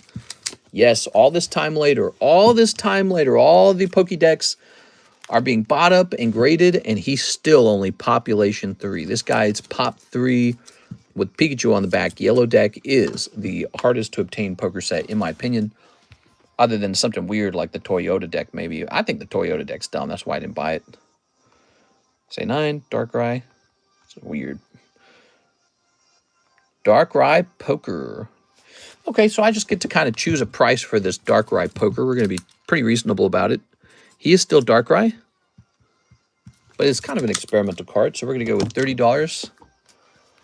Here it is, Yellow Poker, Mr. Mime, Mr. Rhyme, Poker, Mime. I saw the recent short, best investment of the year. Congratulations. I did pretty good on that one.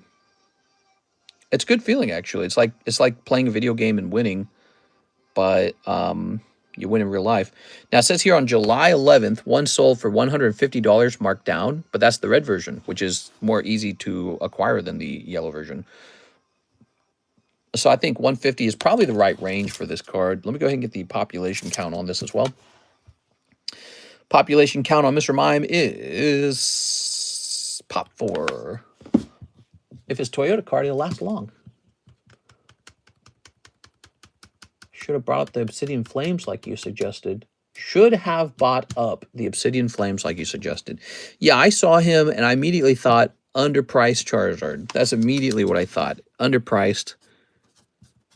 Because once the ability to open Obsidian Flames goes sideways or down, people will go, well, I want one of those Charizards. And then there won't be anyone grading any new ones because everyone's already done grading them. So the count is in. And so it's just a matter of time before he starts moving up. The moment he starts moving up, everyone goes, oh my God, I need to get that one. That one's going up. And then there's a run on the Charizards, and all of a sudden a new price has been established despite him being, you know, maybe a higher pop card. All right, I can't find a yellow Ninetales for sale. Actually, I can't find any Poker Ninetale for sale. Okay, let's take a quick look. Ninetales, population 7. Okay, beautiful Ninetales.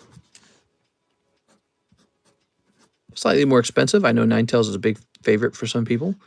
Population 7. There it is. Got some poker cards. All right. You learn a lot on the channel. Well, you know, everyone's got ideas to share, and I've got some of my own ideas to share. I really do this kind of work every single day. I mean, how many days off have I had this year? How many days off, you think? 3, maybe 4? Maybe 5 out of the whole year. 365 days. We're in September now. There's only October, November, December left, right? That's all that's left. And I've had like what, maybe 4 or 5 days off out of the whole year. Think about that for a second. So, and what do I do with my free time? I'm not video game. Well, I do play a little video games, but I'm not like picking my nose. I'm actually just buying and selling, buying and selling, buying and selling, buying and selling. And when you do that every single day, all day long, you get a little bit of an intuition for some things. Here's TY Skeeters, Waifu Shuffle, and 5 Mega Brave. You get a little intuitive about it. You can still be wrong, but you get a little intuitive about it. Probably more than the average person. Think about it. It's TY Skeeters. Ty? So here are your Mega Braves and the Waifu Shuffle. 5 days off. That's way too many days off. Okay, so Waifu Shuffle. Move this over here. I was wrong about the modern cards, man. Those exploded in price. I was wrong about Modern Sword and Shield. We all had this theory, oh, the junk pack era, the junk pack era, the junk pack era. Remember that? And so I wasn't buying those up. And, oh, all right, you got a cold one. I'm sorry, man. No hit in there. You got a cold one. But, you know, that's what happens a lot of the market. When everyone tells you to do one thing, sometimes doing the opposite is the right move. You just never know There we go. You just never know. And now, because I have like 6 years of experience under my belt, that mistake won't happen twice because I see it differently now. I have like a knowledge of the history of what happens in a card hobby. You ready? All right. We got a cold one. I feel like Prismatic coming out boosted everything else. Sure. Well, it wasn't just that, though, because already at that point, you had the Magikarp doing numbers, you had the Greninja doing numbers, you had the Pikachu SAR was doing numbers, and you had stuff like the Pikachu, the Charmander Pokemon Center was doing numbers, and Sword and Shield cards were suddenly jumping, and everyone was like, whoa, look at those Sword and Shield cards jump. And people were theorizing this, well, if those are jumping, what's going to stop these Scarlet Violet cards from jumping? You know, and then the Scarlet Violet ARs, all of them started doing well. Even like the Drowsy from base set, but apparently that was manipulated or something like that. Hey, that's not bad. All right, TY Skeeters. You had a bag, Mr. TY Skeeters? Let's see. Is this a first-time order?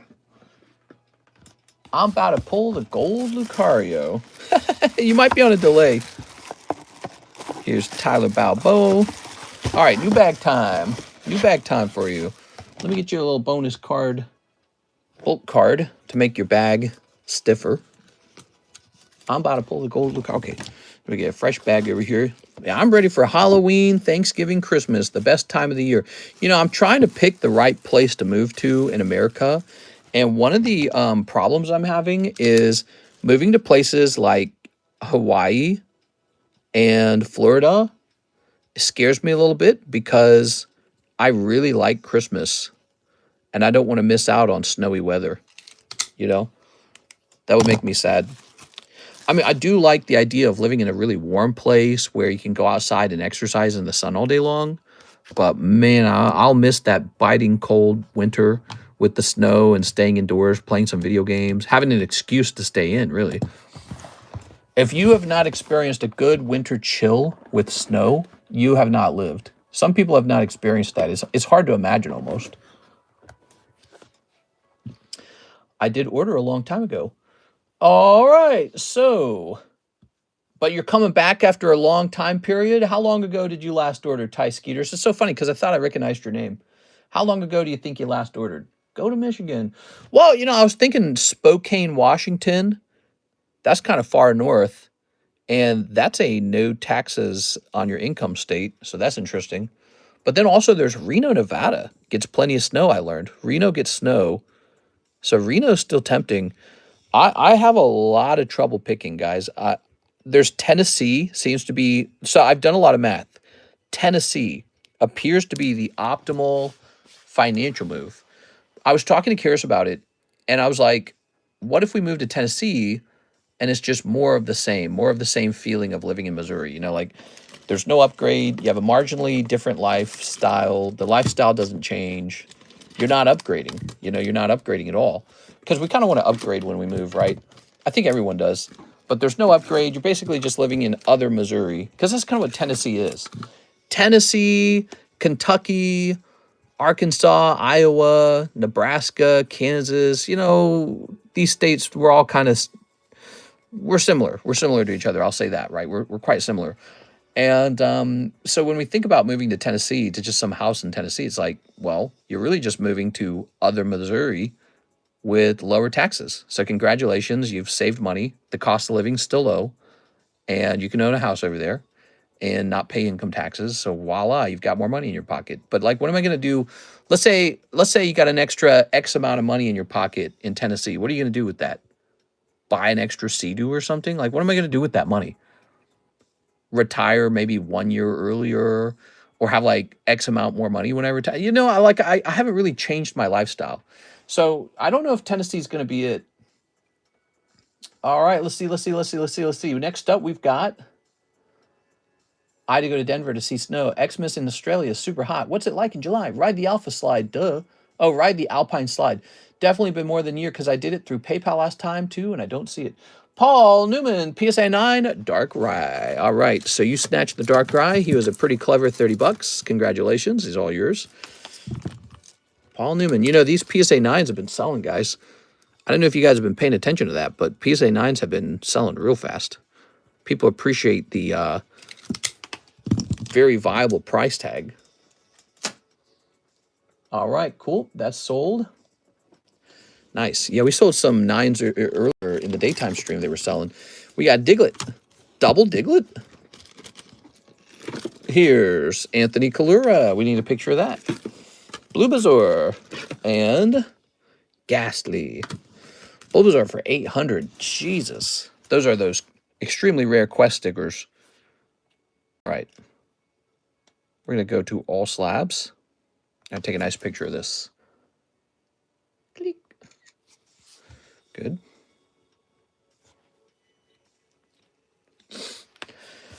Okay. Those will go into the consignment. This will go into the pricey channel. And these 3 will go into, I think, this box over here. I prefer the card over the grade. Nice. How about a new card up on this table, huh? Look at this. We just need the Squirtle now. We got the Bulbasaur. We got the Charmander. So where's the Squirtle is the question. I ate those 3 together because those are worth a lot of money together. If I got them together. There's that Joker Gym Leaders card. Man, I might need to keep that. I might need to hold on to that. There it is. Oh, man, this poker set did me so good. Oh, my gosh. Picking up 10s on yellow poker deck. That was a tremendous flip. So lucky on these grades. Extremely lucky. Maybe I should hold them. I mean, could hold them. Or I could sell them. I'm going to sell them. I'm going to sell them. I got to sell some cards.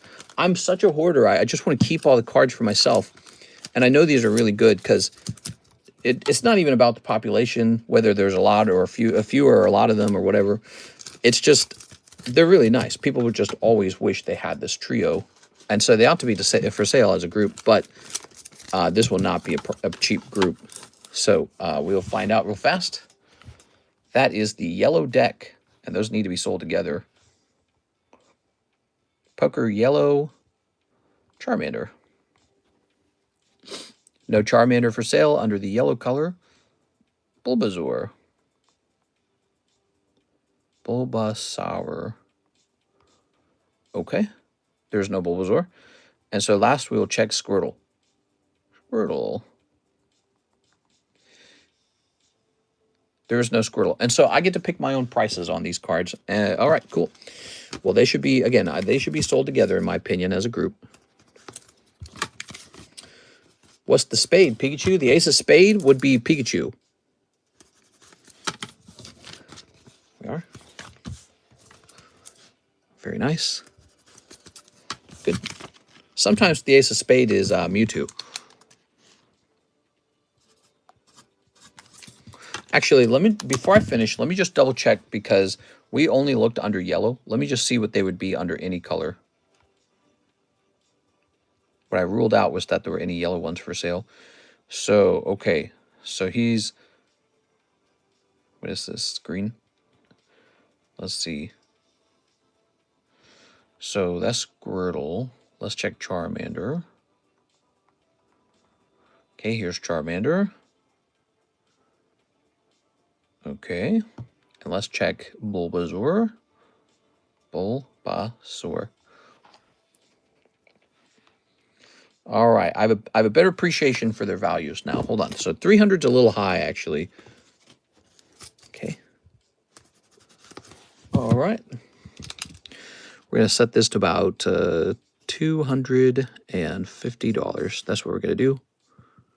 So now these are going to be priced together. You have a chance to own all 3 of them and be done with it.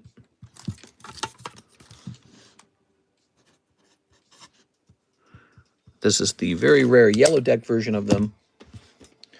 Go ahead and get their populations for you guys. When you're pricing up a card set that is so expensive, it's worth the time. So Bulbasaur shall be population 17. Wow, there's 17 whole Bulbasaurs. Can you believe it? 17 of them. Charmander. 22. 17, 22. And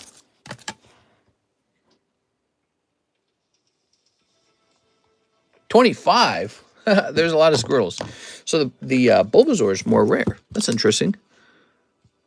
17, 22, 25. Wow, 25. That's so many. Any Charizard you grade and are selling in that deck? There is a Charizard in this deck, and shockingly, it did get the 10. Here it is, but I'm keeping it. That's the Poker Charizard 10. I've the biggest collection of Poker Charizards in the world. I'm pretty sure it's me. Pretty sure it's me. So here it is. This would make an excellent slab away, $750 for all three of these. Actually, I felt that they were going to be around $300, so they were a little more affordable than I thought, and that is because, you know, I've seen Pokemon prices, and these are from 1998. They're really low pop cards. Okay. I've showed off my Charizard collection a lot of times. Do you guys want to see it again, or do you want me to just keep going? 300. 3 slabs. Okay. I enjoy showing it off. I guess that's sort of the point of having cards. We have Mr. Pat Gibbs. What's up, Pat? He wants 3 live customs. Mr. Pat Gibbs gives me some more Pokemon. We got 1, 2, and 3. 3 cold ones, Mr. Pat. 3 cold ones. Pat Gibbs, that was 3 cold live customs. Sorry, man. That's really rough. All right. We can take a look, show it off. They said we can show it off, guys. They said it, not me. All right, so obviously that one's new. So we got to count that one along with everything else. They said I can show it off. Let's see. Time to waste all your time. So I think I found out we had some Charizards. Hold on. Ooh. I think we had some Charizards in here is what's going on. Is that right? Pikachu's, some Lugias. Okay. Oh, I have a Squirtle over here. Maybe I shouldn't sell the Squirtle. It's, over here, I started stacking the Squirtle from the yellow deck. That's very interesting. I didn't know I did that. All right. Putting those away. Now. Is it this? Oh, yeah, okay. There's more Charizards in this deck. You got to get all of them, you know. You can't get some of them. You got to get all of them. So, there's so many of them, they didn't all fit in one box. That's a good one. Ooh, somebody texted me? Late night booty call? Who's sending me late night booty calls? It better not be. Let's see. Oh, it's just Pat Gibbs. Pat Gibbs said, you know what? Gives me some more of those live customs. Let me plug this in. Okay. Poker Charizard. I have so many of them, they look cheap, but they're not cheap. Like, imagine if these were like base set Charizards or Top Sun or some other thing, you know? All right, we got quite a few of them. I've been building this collection for, what is it, 3 years, maybe? 3 years? These are all Charizards, Poker Charizards. And this is the new one. That's the latest one. Okay, so, first of all, look at that. Oh, yeah. Here goes. PSA 10 yellow. PSA 10 green. PSA 10 red. PSA 10 green. Oh, no, that's a 9 red. Here's a 10 green. 9 yellow. We can regrade that someday. Here's a 9 green. Get a couple of regrades going on these 9s. 9 green. Here's a 9 green. A 10 red. A 10 red. A 10 yellow. This is Stadium 10. Stadium 10. Stadium 10. Stadium 10. Red 8. Leaf Green 10. It's an interesting one. Okay. Green 10. Yellow 8.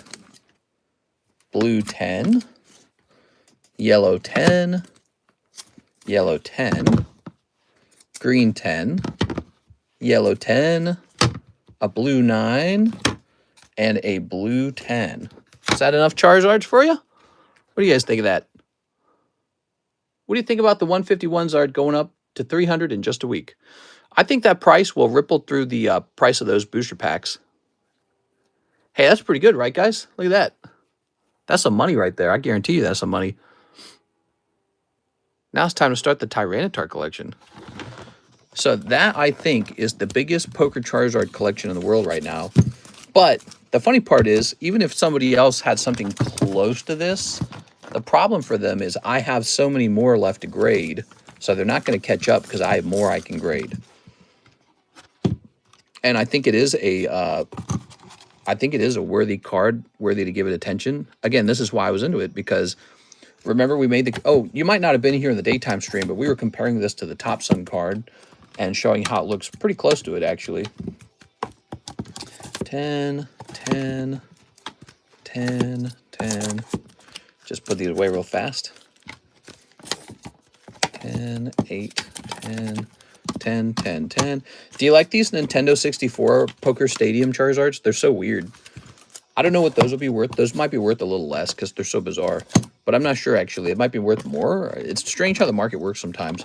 Like, sometimes people decide all of a sudden, hey, man, I'm nostalgic for Nintendo 64. Those are unique. Can't get Nintendo 64 or Charizards any other way. Okay, now, some of these are going to go in the back. Not these 8s. Some of these 9s. I'm going to sell a 9. They are. You guys want me to sell one? I should probably sell the 8s, too. I mean, I don't need every Charizard. Well, I don't know. I am greedy for Charizards. No, I should offer them for sale. All right. Really, I just... I've got so many 10s, I technically don't need any of the 9s. Oops, did I bump the camera? Did I bump the camera? I think I bumped the camera. There we go. All right. We've got a lot of 10s. We've got a lot of them. That's not my whole poker collection either. I got a lot more than that. I got a lot of Gengars. The Gengars are cool, man. I like the Gengars. But apparently I got Squirtle too, so I wonder if I was telling myself it's time to start collecting those starter Pokemon. Because the starter Pokemon sell so easily every time. It's obvious they're a good poker card to hold. Okay. The Tyranitar is a hard one to get. It's not in every poker deck. That's right. That's right. He's correct about that. So you need a part 2 silver deck or gold deck, and then you open it up and you get a stupid Typhlosion out of it. Or you open it up and you get a Tyranitar, but he grades 9. It's like, son of a, you know what I mean? It's like horrible. Yeah, it's tough. It's tough. People won't appreciate it until one day. They'll appreciate it one day. Mr. Pat Gibbs, it's only you in the queue. No one else is opening anything. Here goes Pat Gibbs. 2 live customs. 1 and 2. Oh, no, Pat. That's not good at all, Pat. That's a bad thing. Here we are. Now the question is, do you call it quits or do you go way deeper? All right. So we need to price up some cards, baby. Here we go. We've got Psyduck. Wank. That's Carddass Psyduck. Look at that artwork. God, I can't believe he only graded 1. That's Tiddlywinks to my poker collection. Sorry, I have more. 6 has more? Holy flex. Hey, don't be hating on my boy Typhlosion. He gets a bad rap enough as it is.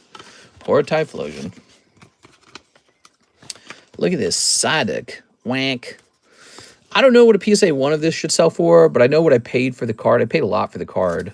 Here, why don't we look at the price of a Psyduck Carddass vending card? Okay, let's see. Carddass Psyduck. Psy. I'm looking for the cheapest one, by the way. So the cheapest one of these, ungraded, ungraded is $33, but $12 shipping as well. So he's surprisingly expensive. I'm going to set him up to be like, I don't know, like 60 bucks, I guess. I don't know. There it is.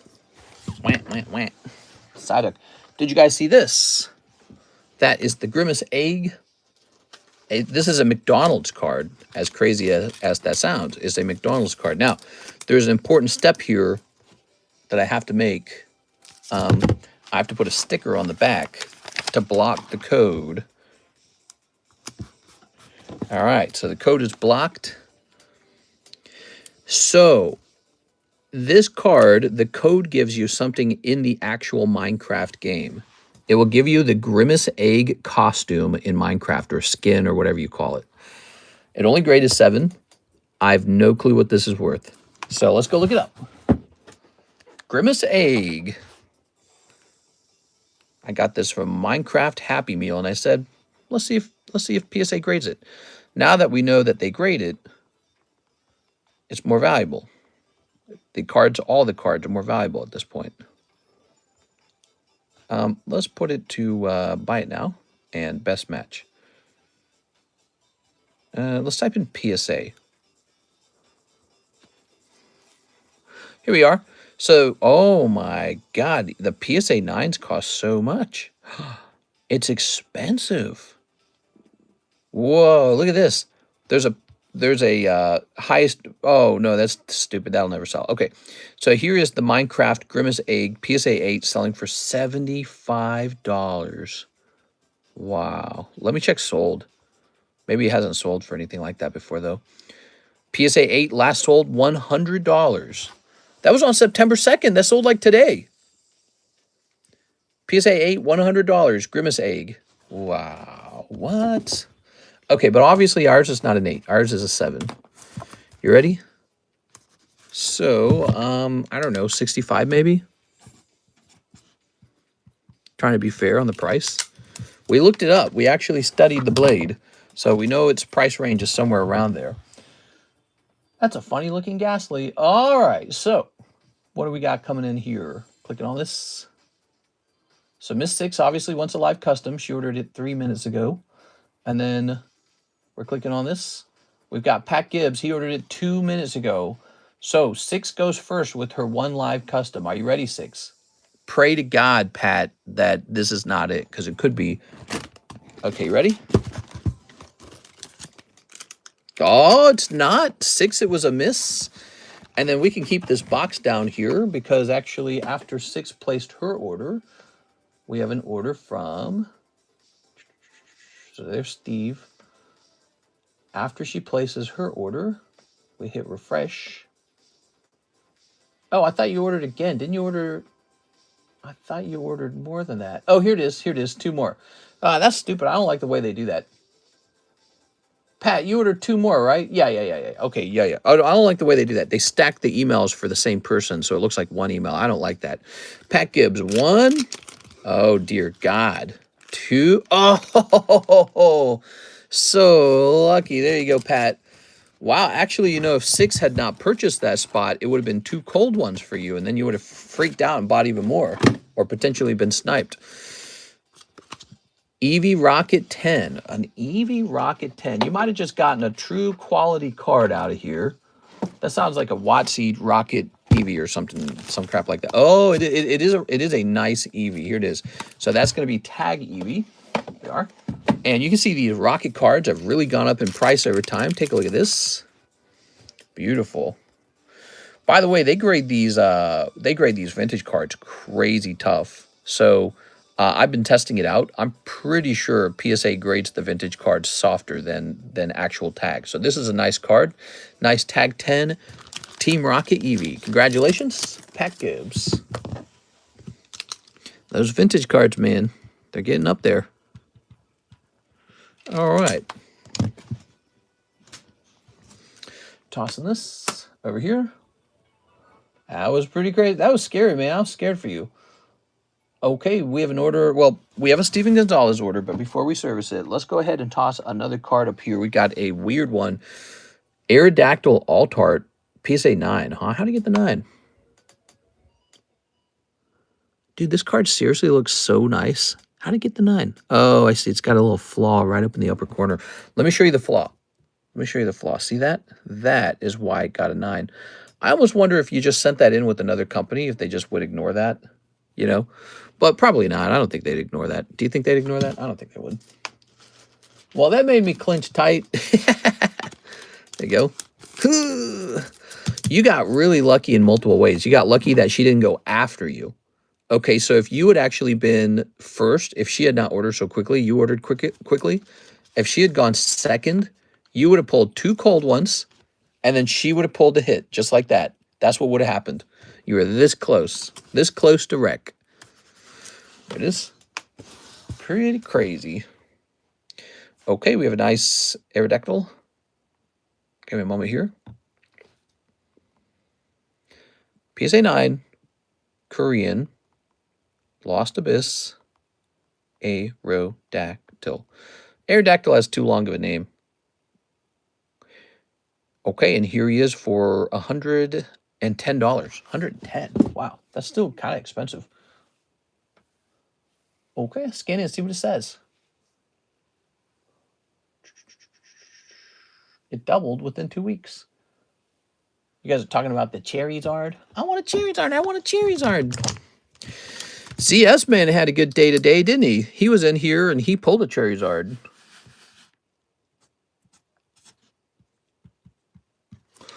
Okay. Live Customs Poke Shuffles. They contain really cool cards, everybody. All right, we have no orders in the queue if you're looking to buy up some Pokemon cards. By the way, did you guys take a look at this? How many of you guys have not seen this yet? We've got this, oh, and this is going up in price. Did you know that? So I asked my supplier to restock this today, and he said I cannot because I'm sold out.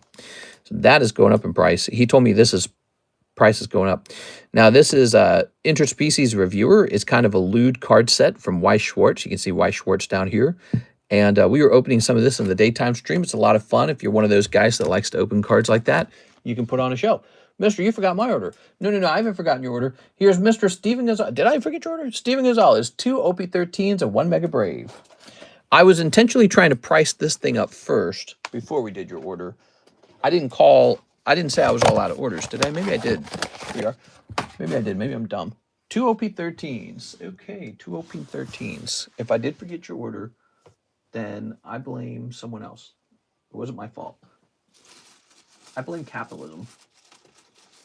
All right. Oh, there it is. I found it. Look how many of these Blockbuster Mewtwo's I still have. Look at this. I've been giving these away, basically, and I still have like 1 million of them. I just have endless numbers of these Mewtwo's. There's no shortage of Mewtwo's. All right, so, and how many did you order? You ordered 2 of the OP13s. What's crazy about those Mewtwo's is I have more of them. That's just 1 bag of them. There we go. All right. I want the Bird Girls. I took a look at the Interspecies Reviewer card list. Doesn't seem like a very big set, but their signatures go for decent money. Oh, you hear that, guys? We're after the Siggies. We are after the Siggies. All right, let's snip this. Good. All right.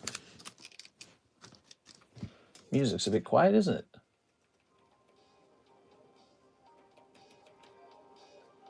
All right. What do we got here? Code.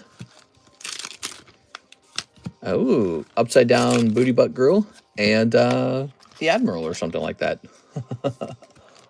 I missed the interspecies price. Here it is, Interspecies Reviewer, $5 per pack, very reasonable. There are 10 packs in a box. Open a box for $50. Very reasonable. All right. Good. Mr. Steven. Hey, what's this doing over here? Your bag's going to be over here.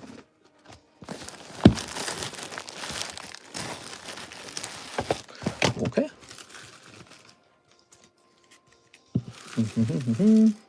You're going to be rich in the next 10 plus years with that Snorlax, Tammy.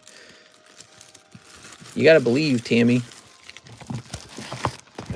You have to vibrate with the universe or something like that.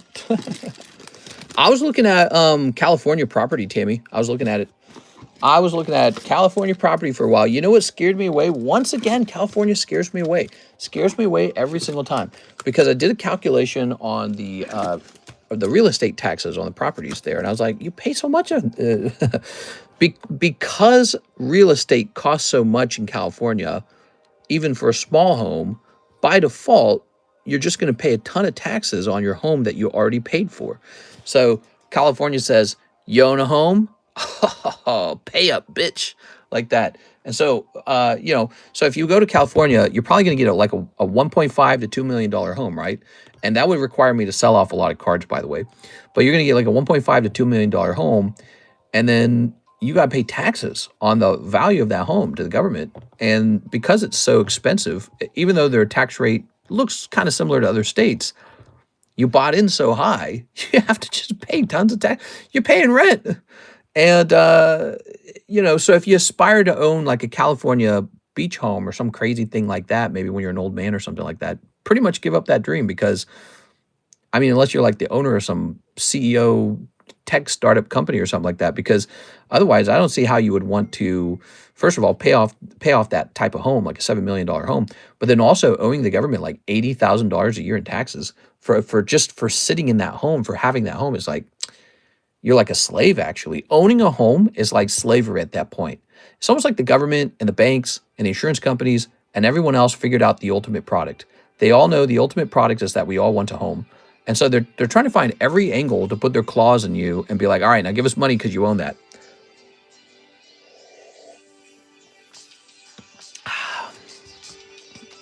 It's okay because we get tax cuts for owning a home. Let me turn this down.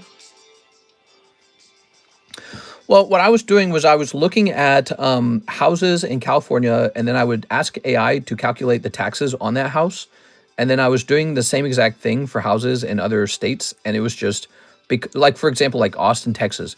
You could buy this huge house in Austin, Texas, and it'll cost like $700,000.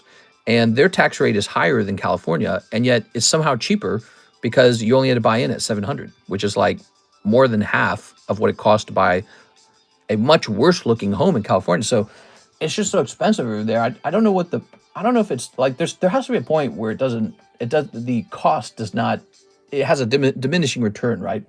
Pat Gibbs says, one journey together and ship my slabs. Every time I tempt myself with California, I then find out how much I will lose. And I go, God, I'd much rather just keep that money, put it in like the stock market or something. So I feel like California, good place if you're like maybe a trust fund baby. You're just going to get like a guaranteed couple $1 million or something like that from your grandparents or something like that. Or you're just a super high earner, or you're a CEO, or I don't know, maybe like a foreign investor or something like that. Whatever it is, if you're already really, really, really rich, it's probably pretty nice. But man, I don't know about those taxes. I'm not that poor at this point in life. And even with my income and even with the money I already have, it just really hurts to think to have to give up so much in taxes. They want it's crazy. They want like socialist style taxes, but they don't give socialist style benefits. Like I can't send my child to college in California for free. I don't give free healthcare. And so I don't really understand, like, what do they do with all that money? They do something, obviously, but what do they do with it all? And it's just too much. It's just too much.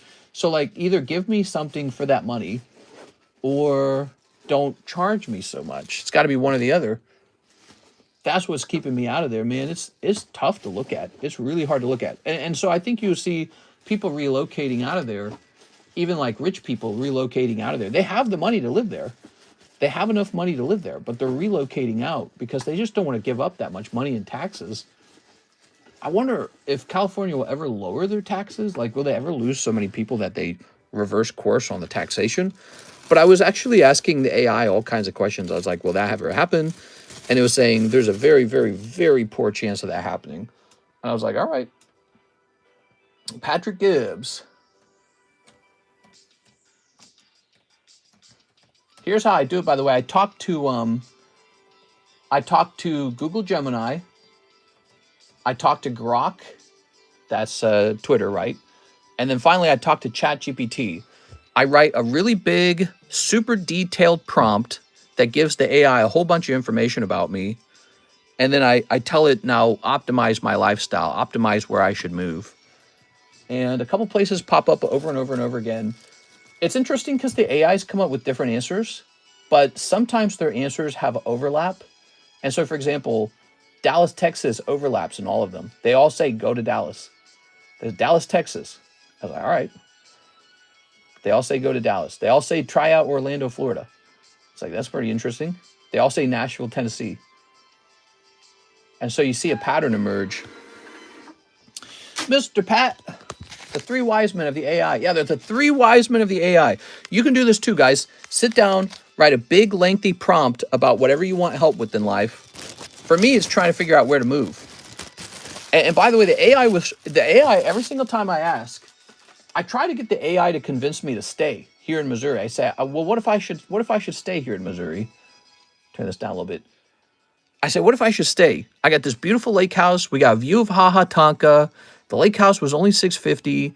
It's gigantic. It's cheap. We can afford it. We got the water. We can get Sea-Doos. You know, we're familiar with the place. Every single time that the AI says, hell no, get out of there. It says it every time. So the AI always says this. It says, you have something very rare that no one has. You have the ability to immediately pick up all of your stuff and take both your jobs with you. And so it says, as a result of this, you're allowed to move to whatever area in America is going to experience the most growth.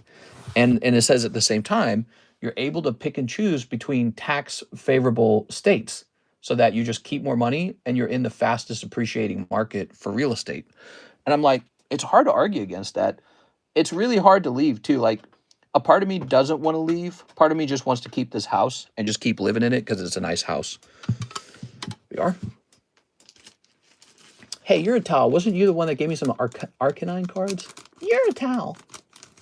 If Karis does relocate to California with her job is required to readjust her salary to much higher. So she works for, I know who she works for. There is no way they would do that. They would probably let her go. So that company lays people off like crazy. They don't lay her off, but they lay off people like crazy. So if she went off to California and then she came back to their company and said, now you have to pay me more because I'm in California, they would almost definitely lay her off. They'd say, that's okay. We'll get a different engineer out here in Missouri. So it's a Missouri-based company. It's a very prominent one. It's a large one. In fact, it's one of the most successful Missouri companies in the state. And she's like a head engineer for them. And no, they would almost certainly lay her off. She actually tells me all the time they're laying people off. And she does not get laid off because she works super hard. Are you ready? So I suspect if she left to California, they would say, oh, good. Well, we will now have a good reason to let you go because you're overpaid.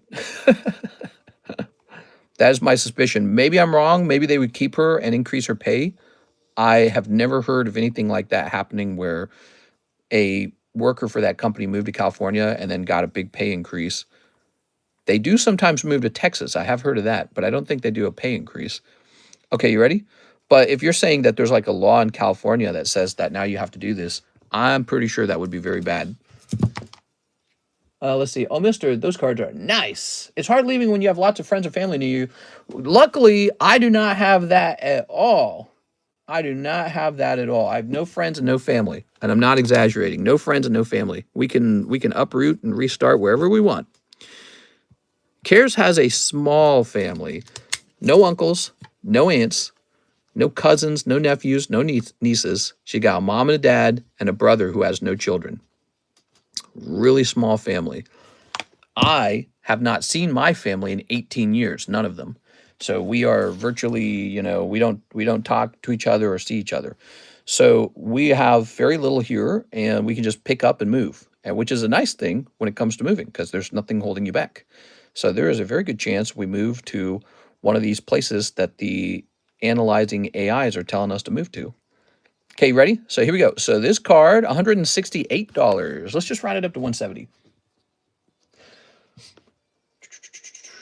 Unique looking Articuno. Hey, you're a towel. All right, here we are. What do you guys think? Give me your advice. Where do you think I ought to move? Here are the top places AI told me to move. Are you ready? Las Vegas. That's a top choice. Reno, Nevada, which is just north of Las Vegas by a couple hours. So Reno and Las Vegas, top choices by AI. And actually, it's Las Vegas at the pretty high up there. Okay, next. Dallas, Texas. There's several places in Texas that score well, but Dallas, Texas scores like, actually for like 2 of them, it's #1, Dallas, Texas. It says Dallas, Texas has an oversupply issue with their housing market right now. And there's 8 million people over there, and it just keeps absorbing more people and growing. And it's saying it's going to be like, all right, let me turn that off and on.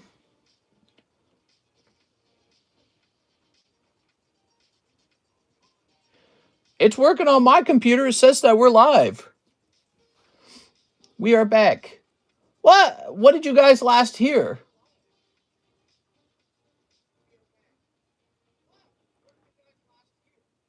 I've got my stream on the computer right next to me. It's fine on my screen. So you guys were all stuck, huh?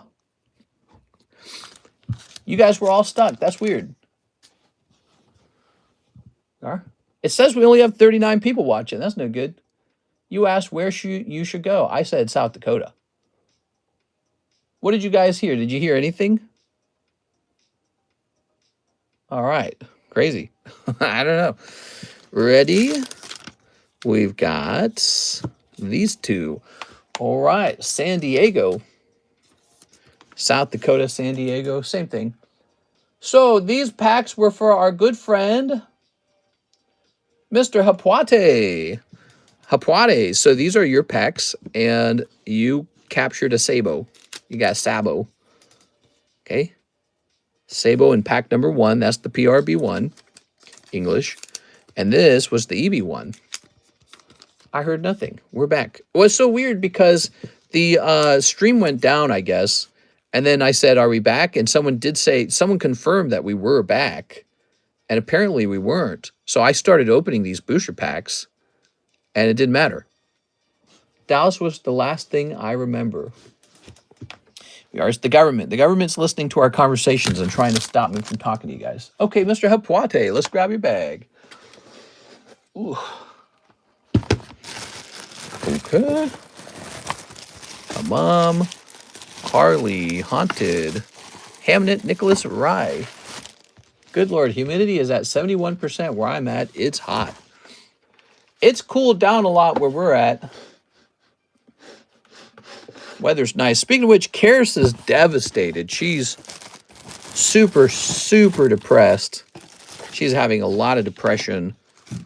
She like fell in love, I guess, with this little outdoor kitty cat who figured out how to sneak into our home through a cat door.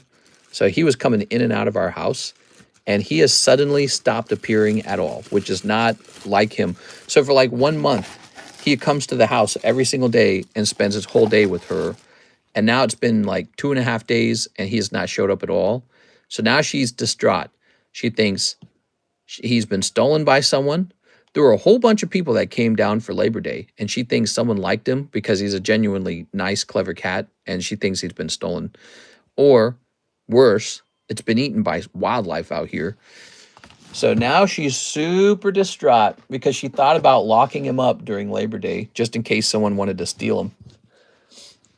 She could put out a shirt she's worn. Hopefully someone locked it in so the fireworks wouldn't scare it. Nah, there's no fireworks today. There were no fireworks today, and he likes to go outside. The cat, he goes outside a lot. So the way it was kind of working, he figured out how to operate this cat door in our garage. So he was just coming and going as he pleased. That's what was going on. And Karis just loved it because the cat was like in love with her or something. He would like sleep in bed with her. You know, he'd be all curled up on her while she slept.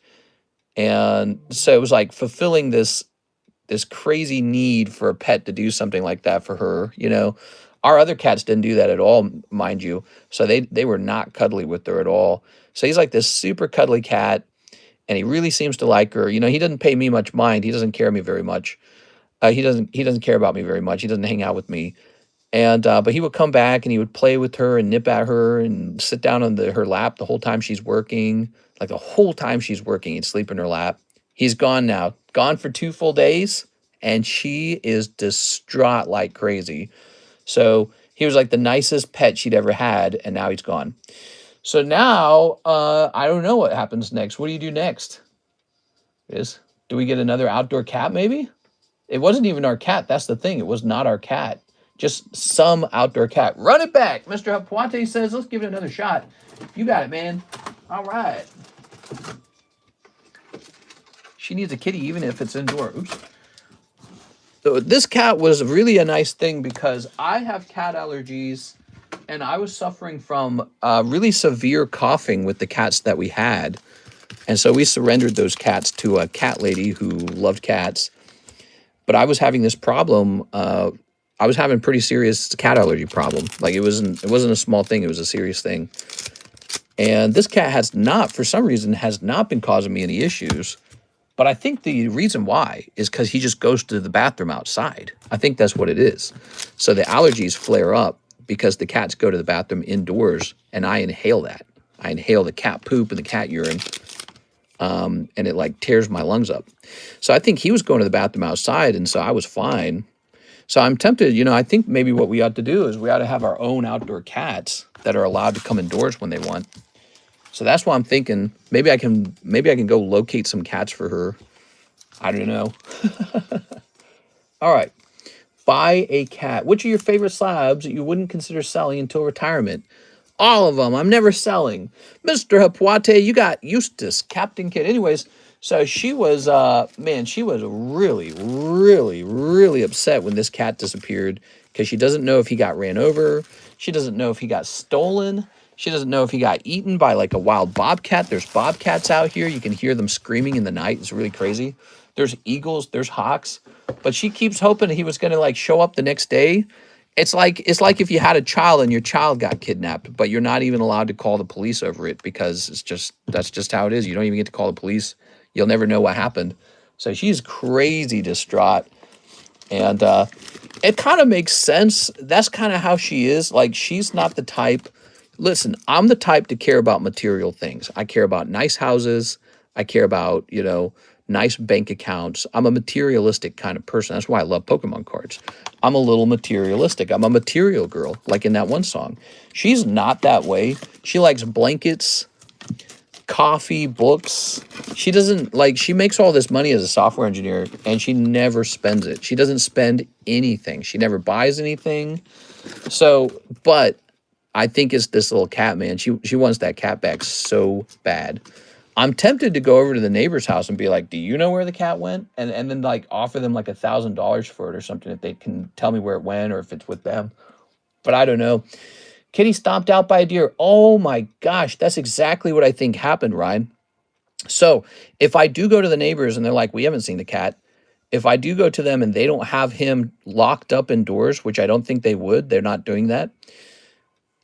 It is possible he was stomped out by a deer because he goes right up to the deer. He goes up right up. I watched him one time. He went outside and there was this big gray heron. They got these huge spear-like beaks. They're tall. And he just ran right up to it like it was his pal or something like that. And I was like, dang, dude, that's a predator. You know, it's a predator with a weapon. And I've seen him do the same thing to a deer. He's very curious about the deer, so he runs straight up to them. And I was thinking, man, I was like, man, I hope this cat is smart enough to be an outdoor cat. And so, you know, it's a happier story if he was actually kidnapped or if he's locked up somewhere. But yeah, Kira's is super stressed out over it, and she can't like relax. She's all depressed. You know, she had gotten used to him coming over literally every day.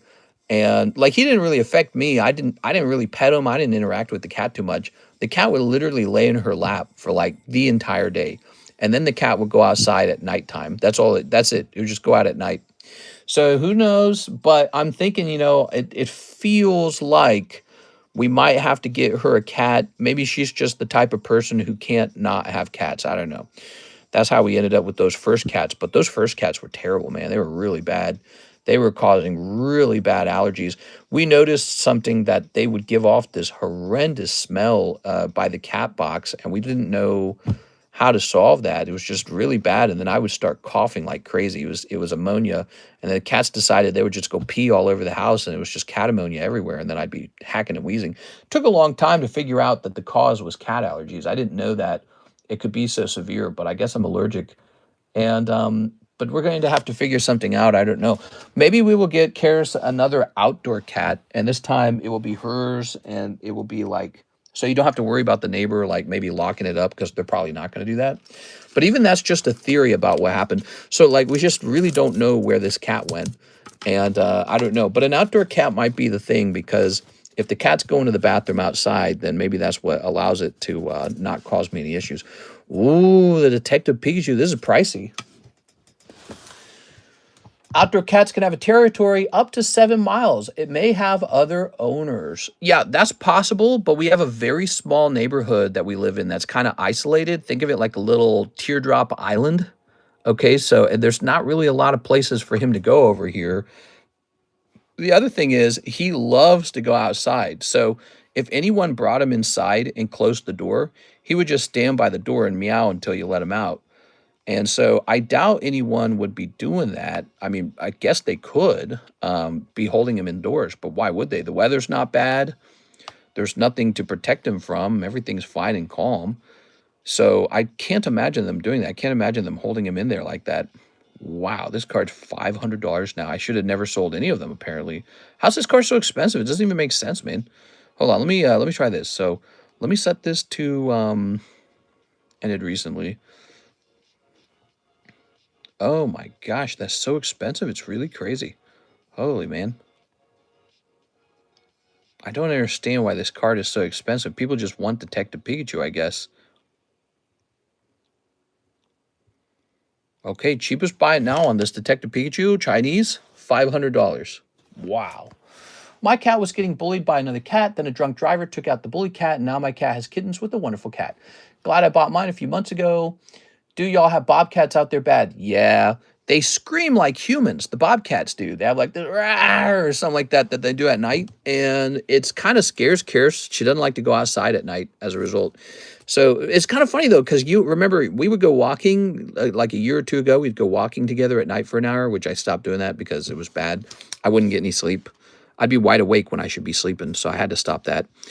But do you remember I would go and I wouldn't even have a knife on me.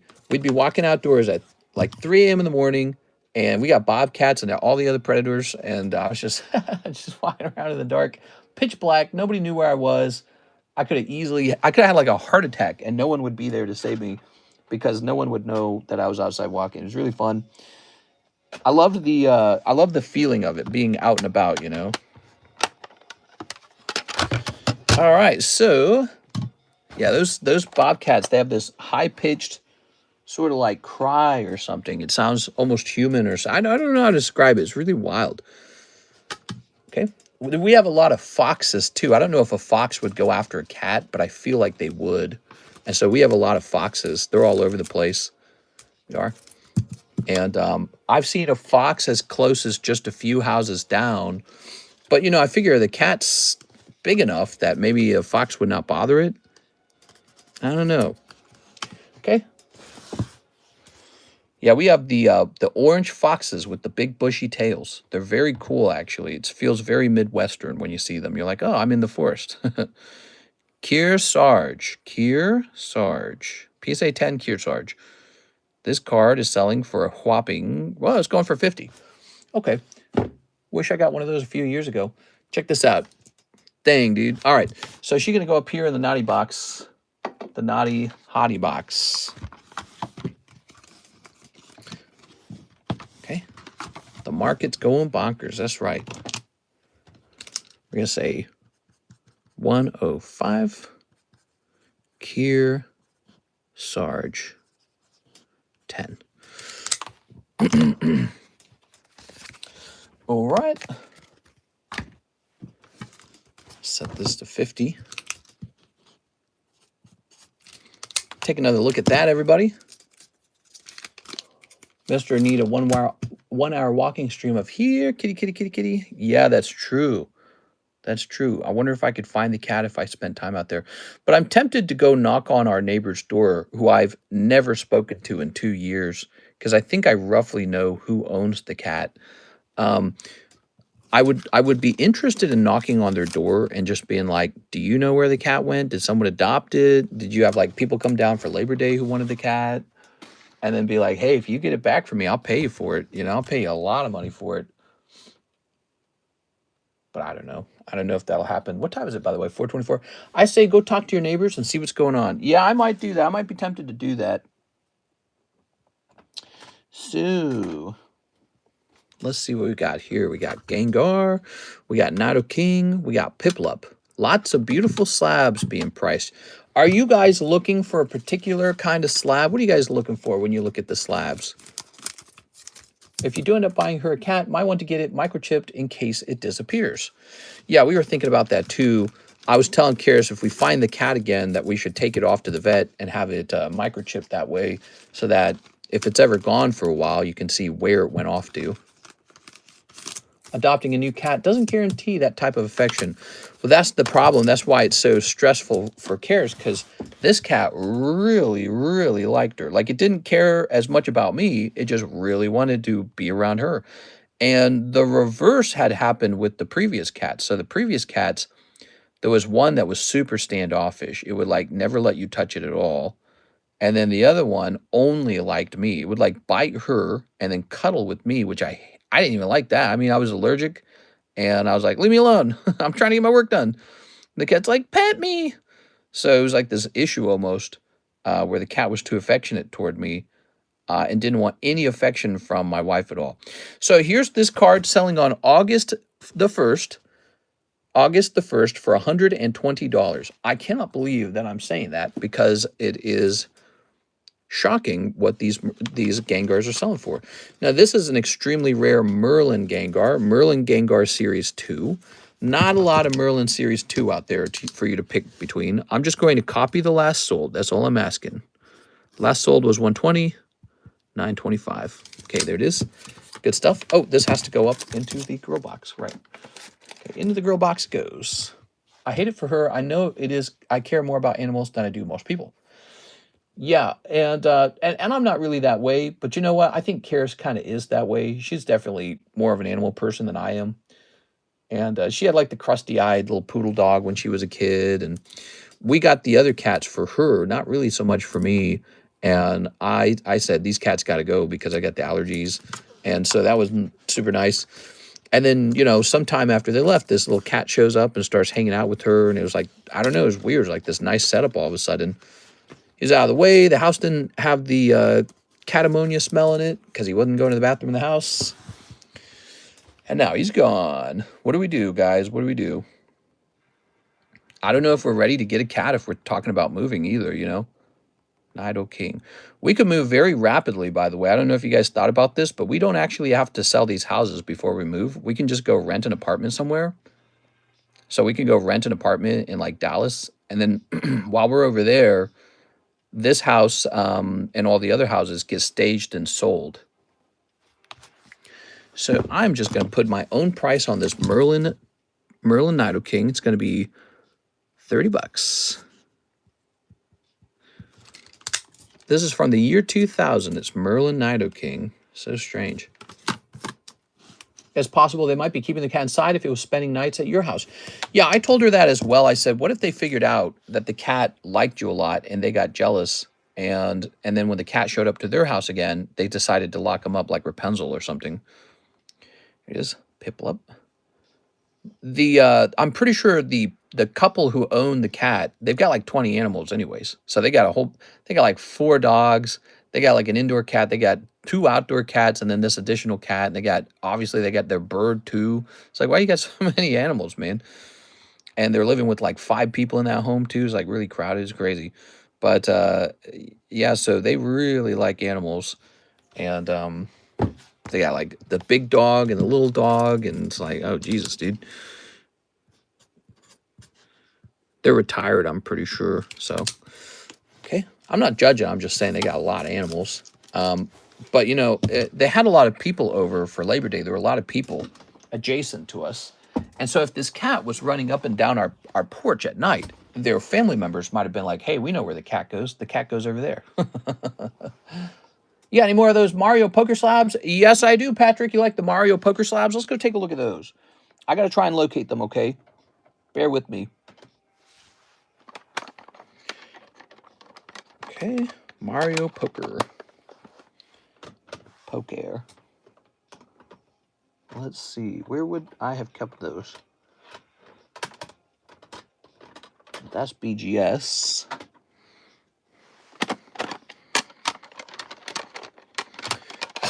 Oh, this one's so good. Here it is. Look at that.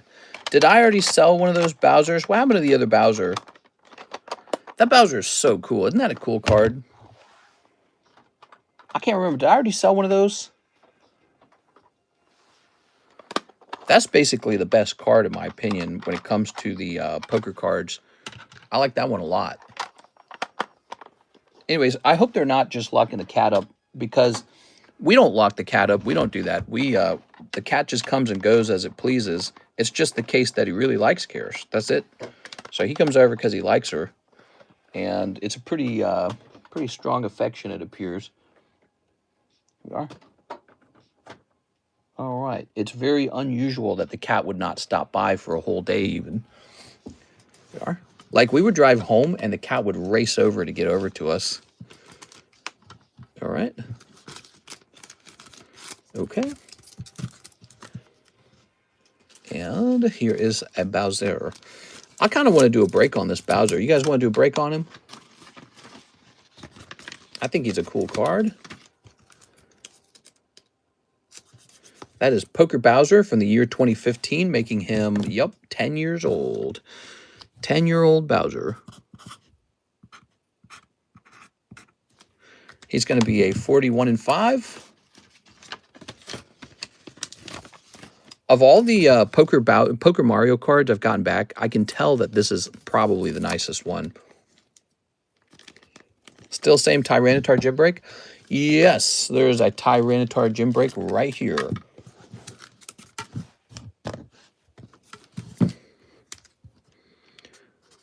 The Bowser break. Okay, so we began a new break. We've got a couple new breaks, by the way. So did you guys know that we had this beautiful Aerodactyl first edition fossil break from our actual fossil box break opening that we did a while back, where Brett Love pulled Dragonite? This is one of the pulls from it. Got a 9. It's a 1-in-6 break now. Here's a little Bowser break for people who don't want a Pokemon card. They want a Mario card. Here's Cloud. He's the new star card. Here's Tops Moltres. We got a lot of variety. So, we cleared up some other slabs that have been stuck on the table for a while and started some new ones.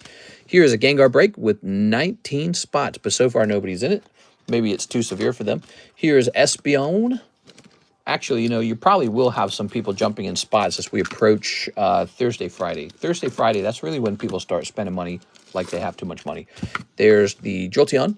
And then up here, we've got the Shift 3 pack split and the Mega Gengar break. So the Mega Gengar break actually did move. I never created the Mega spot. Oh, I'm so dumb. So it was Jonathan Fernandez. Okay, let's get this made. I never made this spot. It's called the Mega. Jonathan Fernandez Mega. Yeah, I feel pretty sad about how Karis is feeling about this thing, because I don't like to see her having a bad time. I like to see her having a good time all the time, you know what I mean? So now I'm thinking about buying her an outdoor cat for her to have, and to be like, this one's ours or something like that, you know what I mean? Because, again, we're not sure what happened. I think it is possible that during Labor Day weekend, somebody stole him, or a family member was gifted the cat. Like, they saw him and he was really cute, and they said, oh, this is a good one. He's at 2 out of 8. You can buy directly into this break for $400. So these little cards back here cost $400 a piece. $400. Is Master of Regret an option for gym breaks? Yeah, I'd say so. Let me think about it. Master of Regret. Does it work with gym breaks? Yeah, I'd say so. Definitely. Mister, please, I heard your daytime stream, and I don't want to hear about your fentanyl rant again. What are you talking about? Who knows? Could be kept inside with cone on his head from fighting other cats. No. He's not fighting other cats. He's a really nice cat. He's a weirdly nice cat. It's like really obvious. Here we are. We didn't talk about fentanyl in the daytime stream, did we? I don't remember doing that. All right. We talked about it in the nighttime stream. I don't even remember how we talked. Oh, I remember how we talked about it, because somebody brought up the whole boat thing. There we go. All right. Somebody brought up Trump shooting the boat, the Venezuelan boat. All right. There you go. If you haven't done it yet, smack that like button, y'all. Smack that fent button, y'all. Here's Nice Cats Be Losing Cat Fights. Here's, that's not right. We got to hit refresh. Hold on. Click. And here's Mr. Miguel. He says slab away payment with an MI. All right. Yeah, we were talking about it today. I don't know if we were talking about the daytime stream. This will go to 145. Very good. Okay. So here's, let's see what else we've got that we can put up on the table. Oh, Voltorb. Grabbing this. Post a picture of a Find My Cat on Facebook group for your local crime watch area. Can you do that when it's not your cat, though? There you go. And we're putting this here. Good. All right. Okay, we're going to say PSA Voltorb Merlin. Mr. I'm so high, I didn't realize the stream was an hour behind, which is why I thought you were talking about it again. Ha ha ha, it's the weed. That's funny, dude. If you don't mind me asking, why did you, so what don't you like about the conversation? I usually enjoy that conversation. Here it is. Is it too negative? Here it is. Is it too modern day news? There we go. You can post anonymously on Facebook. Facebox. Did the other rocket giveaway box go off? Rocket giveaway box. The Sarah Dusenberry box. Here it is. What's today? Today's a Tuesday night. Let's save this box for a hot night, okay? You'll notice I haven't really focused on a giveaway at all today. What we ought to do, we ought to pit the daytime and nighttime stream against each other again and see who wins on the likes. We are. I want some of that stuff. Sounds like you got some good. We are. All right, we'll place this over here. So that is, don't worry, this is a safe spot. And what else were we trying to, okay, so we were trying to price the, rest of the Mario cards. It's me, Mario. Booty, boop, boop, boop. Flipping that around. Okay. Moving this over here. So we still got slabs from the last submission. I love listening to Mr. Rants on any subject. I want some of that stuff. Sounds like you got some good. Okay. We got Bulbasaur. Look at that Snorlax, man. Lapras, Squirtle, Doduo. Luigi. Nice. Charmeleon. And Haunter. So we really have a pretty limited amount of the Mario cards. But I'm going to grade more of those because I actually sold some of them. Did I hear some talks about a Doggy Girl giveaway as well? Bark, bark. Doggy Girl giveaway. There we go. I just sent for the gym break. Here we are. Sounds good, man. Let's go ahead and sleeve this. Luigi. It's a me, Luigi. Boop, boop, boop, boop. Okay. I don't think I will price this card too high. This one is more like a standard card, isn't it? So let's go ahead and price this guy at a $45 price. Okay. Really nice coloring there. The white and the gray. So, like, it's so dramatic. Really pops off the card. David Smith, he says, Tyranitar Jim. Also looking for tag 10 coughing old maid you had on the table before. Ooh, tag 10 coughing. How long ago? That sounds like it would have sold already. So, with this Tyranitar finally going off, it's time for a new gym break on the table. Another thing we haven't had in a little while is a jumbo pack break. We need a jumbo pack break. Gooting so hard, you sent the message twice in a row. Okay, let's see. Again, this is David Smith. Thanks, David, for setting this off. You going after that Master of Regret roll? All right. David G. Velez, David Smith. All right. Very nice.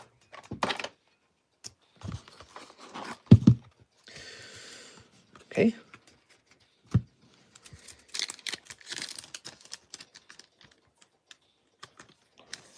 don't know. Actually, when I think about it, no, my YouTube just glitched out. We actually just play a round of Pokemon War. We don't actually use the chase card. But I guess it could apply to these. But look, it's only $25, and the total loss would have been whatever the value of this card is. You know, David, I'm going to rescind what I said earlier. I don't think we can hand out Master of Regret on such a small, cheap card. It's not truly that regrettable. But I hope you win here, so I hope you get the Tyranitar, okay? So here goes. Hope you get that Tyranitar. So this is, you guys ever played War as a kid with a pile of cards? The way it works, everybody draws a card, and the person with the card of a higher number and order wins. Okay. All right. That's going to be Rapidash. And this is going to be Garchomp. Round 1 goes to David Smith. I thought so. That's why I thought to ask. I can use the Tyranitar for my Rocket collection. He's a great card. Here's, oh, Lugia. That's going to be tough. And, but it does need beat Arboliva. Wow, that's just a straight win for you right there, David Smith, like you weren't even trying. Wow, dude, you're having a good round. Look at him. He's about 5 deep. Okay. I heard something about that as well, and also Mega Venusaur. I'm embarrassed of the amount I've spent watching people go get their toenails clipped on Facebook. Ooh, I don't know what you're talking about. So we'll go ahead and scratch this. And we'll go ahead and mark this up to 3. Tyler McCanch, he has a little ground to cover to catch up. All right. Did I really price this at 80? That seems too high. That seems too high. We need to change that. David Smith, that was pretty good. You want to see it? Look at this card, guys. Whose Rapidash is that? We should go after that guy. By the way, you know, this deck of cards, you guys are always allowed to donate to it, right? You can donate cards to the play deck, and that changes how the game feels. All the cards in here right now were donated. Did you know that? So it's made out of donations. Wow, beautiful. Great Tyranitar. Pretty decent price on it, all things considered, when you consider grading and how hard it is to get a 10. Okay. This cannot be 80. It can't be. Can't be. It's never going to sell. I don't know where I got the 80 from. Maybe I looked it up. 30. Maybe I meant to type in 30 and I actually wrote the 8. 8 and 3, they look very similar. You notice that? All right, so we have no gym breaks. Also, we probably ought to mark this as the stream where the gym break went off, don't you think? So let me close this, and let me grab this. I don't know if Tammy's here. You think Tammy's here? Let's see. Tammy might be here. She was here earlier. Under the, where is it? Current breaks. Breaks history. There it is. So, under the breaks history channel, we're going to type in Tyranitar gym break. At about 181 minutes in. Oh, there you are. Wait, they're both here, though. Don't think we needed to put it into history. Oh, they're both here? I didn't see that. Tyler McCansh's here? I didn't see that. They are? Okay. So, what shall the next gym break be? We'll let Tammy choose. The next gym break. Rockets Zapdos is cool. Could be one of these fancy poker cards. Bowser. Good game, Tyler. This? What? I'll go for Master of Regret with the Mega Game card break. If you did that, I don't know. We'd have to create some... That would be pretty insane. I don't even know if I could accept that. Maybe I could, but... that would be pretty crazy. I don't know. I don't know if I'd feel right about that. Okay, so...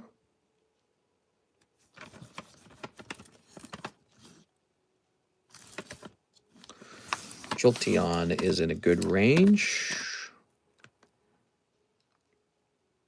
I'm going to try Princess Peach. She's interesting. Okay. We are setting up new gym breaks.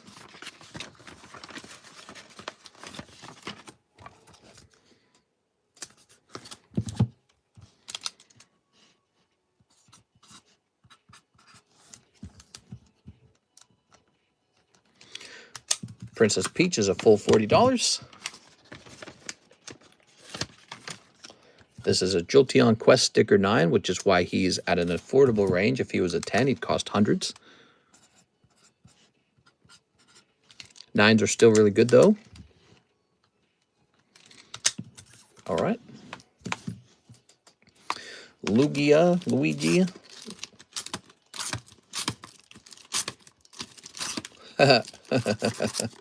Grimace, that'd be interesting.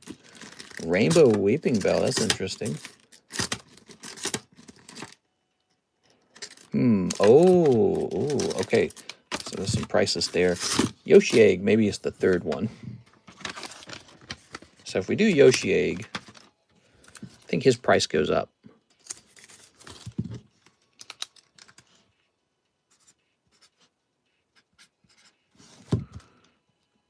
Okay, Yoshi Egg. That's an odd-looking Ghastly. Yeah, pretty strange. So this was priced at 80. Huh. Maybe this price is not correct. Give me a second here. I didn't actually look up any data on this card. I think I just went with my gut.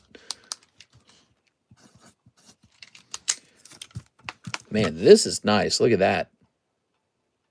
I wonder if I could put that with the Gengar that, not the Gengar, the Bowser that we just started.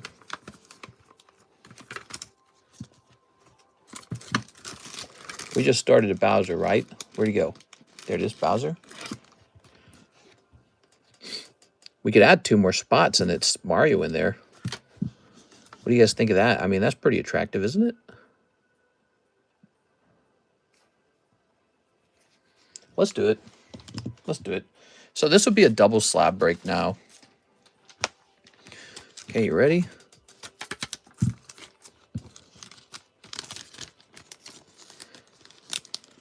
Let's give it a try. They do go well together. They do. They're super cool looking. And we'll put the Mario in there for just 80. So it'll be 41 and 7. Here we are. But you know what? We're going to make it 41 and 8, and now it's a star spot card break as well. So now, it didn't have a star spot before. Now it does. So really, it's 41 and 7 for both Bowser and Mario, and there's an additional spot because it's going to have a star spot in it, and it is just super cool. That's Dry Bones, and this is just really good looking. I'm really surprised by it. I think I might have to grade 1 or 2 of those for myself. Here. Can't see that Bowser as easily. So here we go. We have a couple new gym breaks. One Pokemon card, 1 Yoshi Egg, and 1 Princess Peach. So a little experiment there. We'll see if there's any interest in those. Okay, any Umbee? Yeah, where's Umbreon? Where's Charizard? Where's Gengar? I only buy Umbreon, Charizard, and Gengar. Let's see. Dry Bones scared me as a kid because he could self-res. Oh, yeah, he was so, like... He didn't scare me, but he made me like, oh, we gotta hurry. You know what I mean? 2 energy shuffles. He would keep you on your feet a little bit. You'd be, like, stressed. Like, I gotta get out of here. Here goes Jose Redondo. 1, 2, 3. 1, 2. Wasn't there a trick to killing him, though? I don't remember. Ancient Origins Pack Break. Oh, that's not around anymore. We don't have the Ancient Origins Pack Break going on anymore. So I tell you what, since the break is gone, this has transformed itself into a star spot, I think. Here we are. All right, unless you want to put $40 toward an Ancient Origins pack and pay it down, okay? Which I would be okay with that. But this is going to count as a star spot now because that break is over. Here's Cloud. Jose Redondo.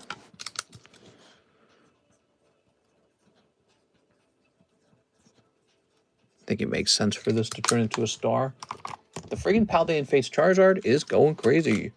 Paldean Fate. Oh, yeah, the shiny Charizard. He's so ugly. Even though he's going crazy, I'm not tempted to buy him. He's an ugly card.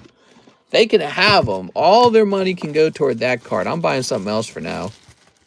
I never liked that one. I like the Obsidian Flames Charizard way better. It's a way better looking card. Way sexier.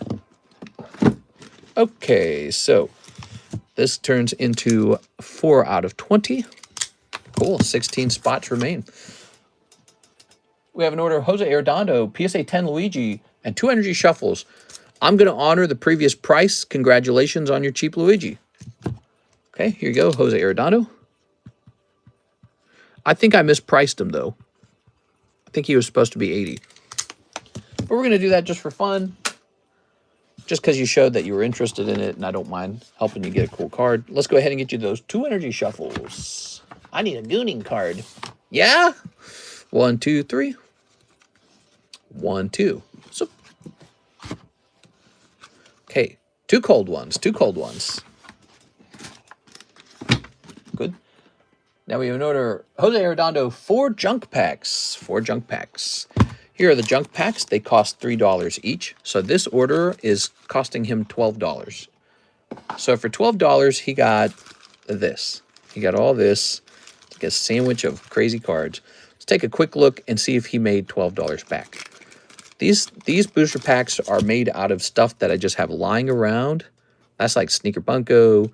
There's a little Rayquaza, Sneaker Bunko. That actually might be valuable if it were to grade 10. Oh, a Carddass. That's nice. Okay, so I think he did good. Who's this? I feel like I recognize her. Weird. All right, so, you know, grabbing all these. Nice Ray.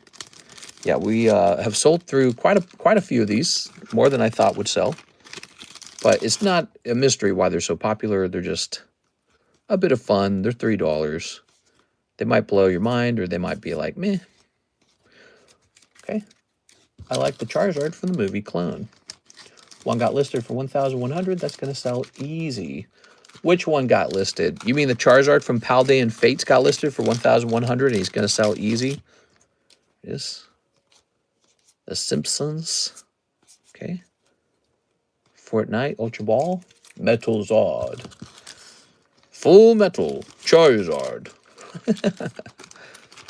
How about those Metal Zards, man? Aren't those cool? Those are cool. Fortnite, Charlie Brown. Oh, that one's really good. I like that one. Okay. Oh, this is a good pack. Okay, heavy with the more valuable product, I think. Okay, there you have it. Jose Arredondo. Thank you so much. Now you have a lot of stuff. Those would make great stocking stuffers. Yeah, you know, the weird thing is I could make these for a very long time and never run out. You know what I would run out of? I would run out of the little plastic baggies. So I better start stocking up on those little plastic baggies because I will run out of those, actually. Okay. Yeah, these little baggies, I have a finite number of them. I just kind of toss them in the trash can usually. And with you guys taking them home, I run out of them now. So that is sort of the limit. But I've been collecting those kind of cards. I call them like junk cards. I've been collecting those for 6 years. Every time someone abandons a bag, you look into their bag and it's got some of those in them. You know what I mean? I got endless junk cards. Here, let's try and find some. Look, let's go to this AN box. See if there's anything in there. Yeah, here's an Angelo Costanzo. Angelo Costanzo. Okay, so his bag says 424 on it. You know what that means? This bag is over a year old, but not just that, it's a year and 5 months old. It's almost a year and a half old. So let's see what he puts inside of it. Some Weiss hollows. You know, a booster pack of Weiss will hand out like 1 or 2 hollows. That's considered a hit. Box topper is kind of nice. Here's a little full art. Here's a little full art. Nothing crazy. Some more hollows. These could all be junk pack fodder. Spy Family. You can see he didn't really walk away with anything too crazy when he opened cards. Here's a nice little embossed card. So this could be worth like $5 maybe. Some more Spy Family cards. This character who is very popular on the internet for some reason. Here's Freerin. Okay, so now we got all this junk and I just have boxes filled up with it. And I could decide to grade some of it. I could decide to just get rid of it. And the junk packs help me get rid of some of this stuff because I just got way too much. Way too much.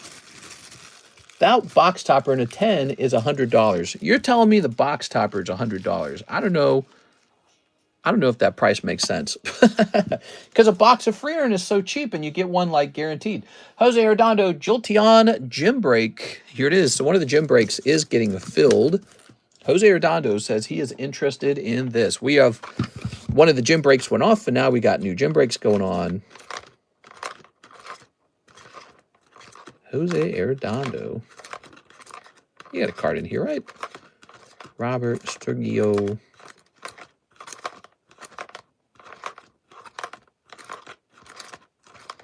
Where are you? Oh my God. Freeren's the best one. Oh, I see.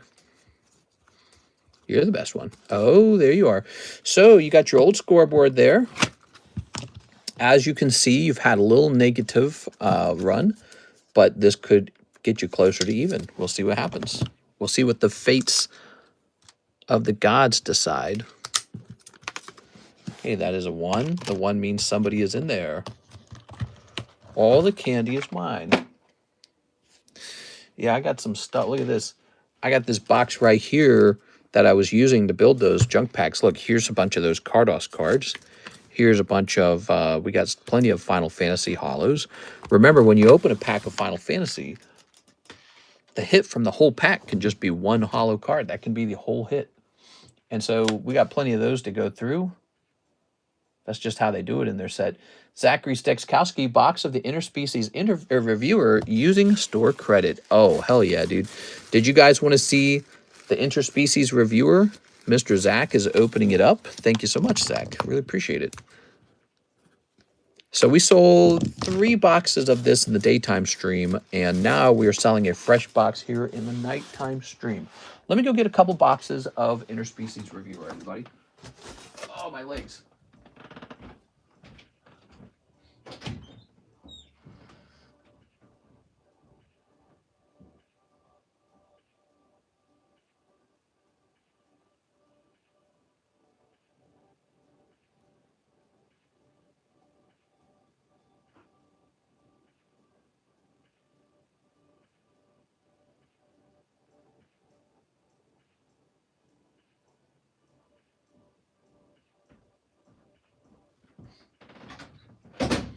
All right. You know what? I got all that HoloLive product.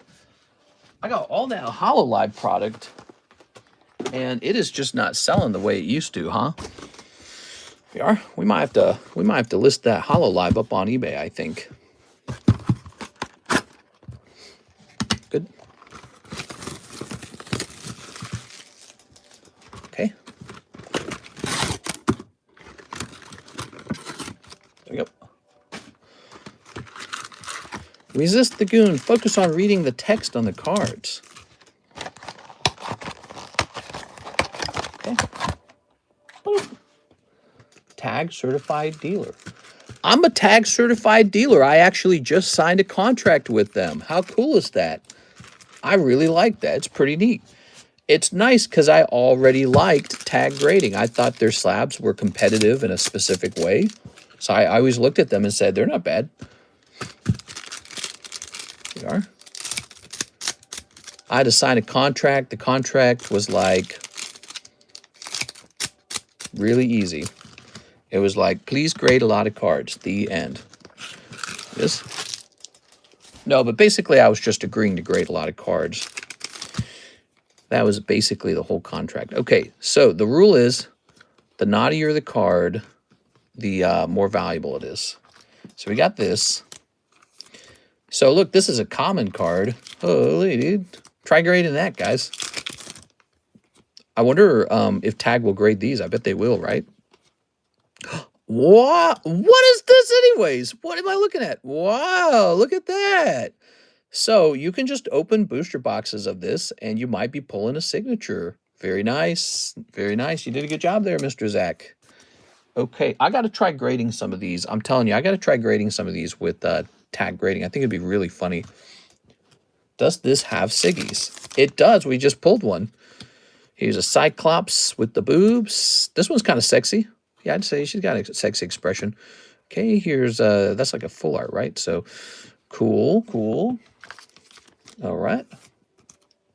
Never mind, he says. Yeah, this clearly does have Siggies in it. We should like individually sleeve really saucy cards. Okay, so this is a saucy card in my opinion. It's the expression, right? This is a saucy card. This card's not that saucy in my opinion, but it is a signature. Okay, so let's keep going now. Grandma, the furry, this girl, Booby McGee over here. Okay. All right, how many signatures per case? Does anybody know? Okay. All right. Cowgirl. Wow. All right. Let's see. She's basically naked. Okay. Here's Duck Girl. Wank. She gonna step on you. Cyclops Girl. Is this sexy? I don't think it's that sexy, actually. Okay, Cyclops Girl. We'll include it. Here you go. The more the merrier. Y'all need to lock in on your solo leveling. Mr. Zach. Zach with the good luck tonight. How about that, Zach? I like to see that. Okay. We also have this girl. Octopus Girl. Okay. One more pack. Are you guys ready? One more pack. Moo Girl. Oh, there's a full art version of this same card, so you don't need the common version. All right. There we go. A little bit of bulk there, not too much. You actually keep most of the bulk. Do you prefer tag or PSA? Well, I got to say, with tag grading allowing me to be a certified tag dealer, I got to prefer tag now because they're treating me nice. But PSA is certainly the big competitor, isn't it? They're the top company, definitely by volume. And I think that they're just making a lot of money right now. I think there's some downsides to PSA. One downside to PSA, their gem mint feels a lot more like a pristine now. So hard to get a 10. Another downside is they do not give you a grade report. So that's kind of like what tag grading is doing. That stands out like crazy. Another thing that stands out about PSA that's not so great, the quality of their slabs is definitely lower at this point than both CGC and tag grading. Now, PSA is trying to fix that.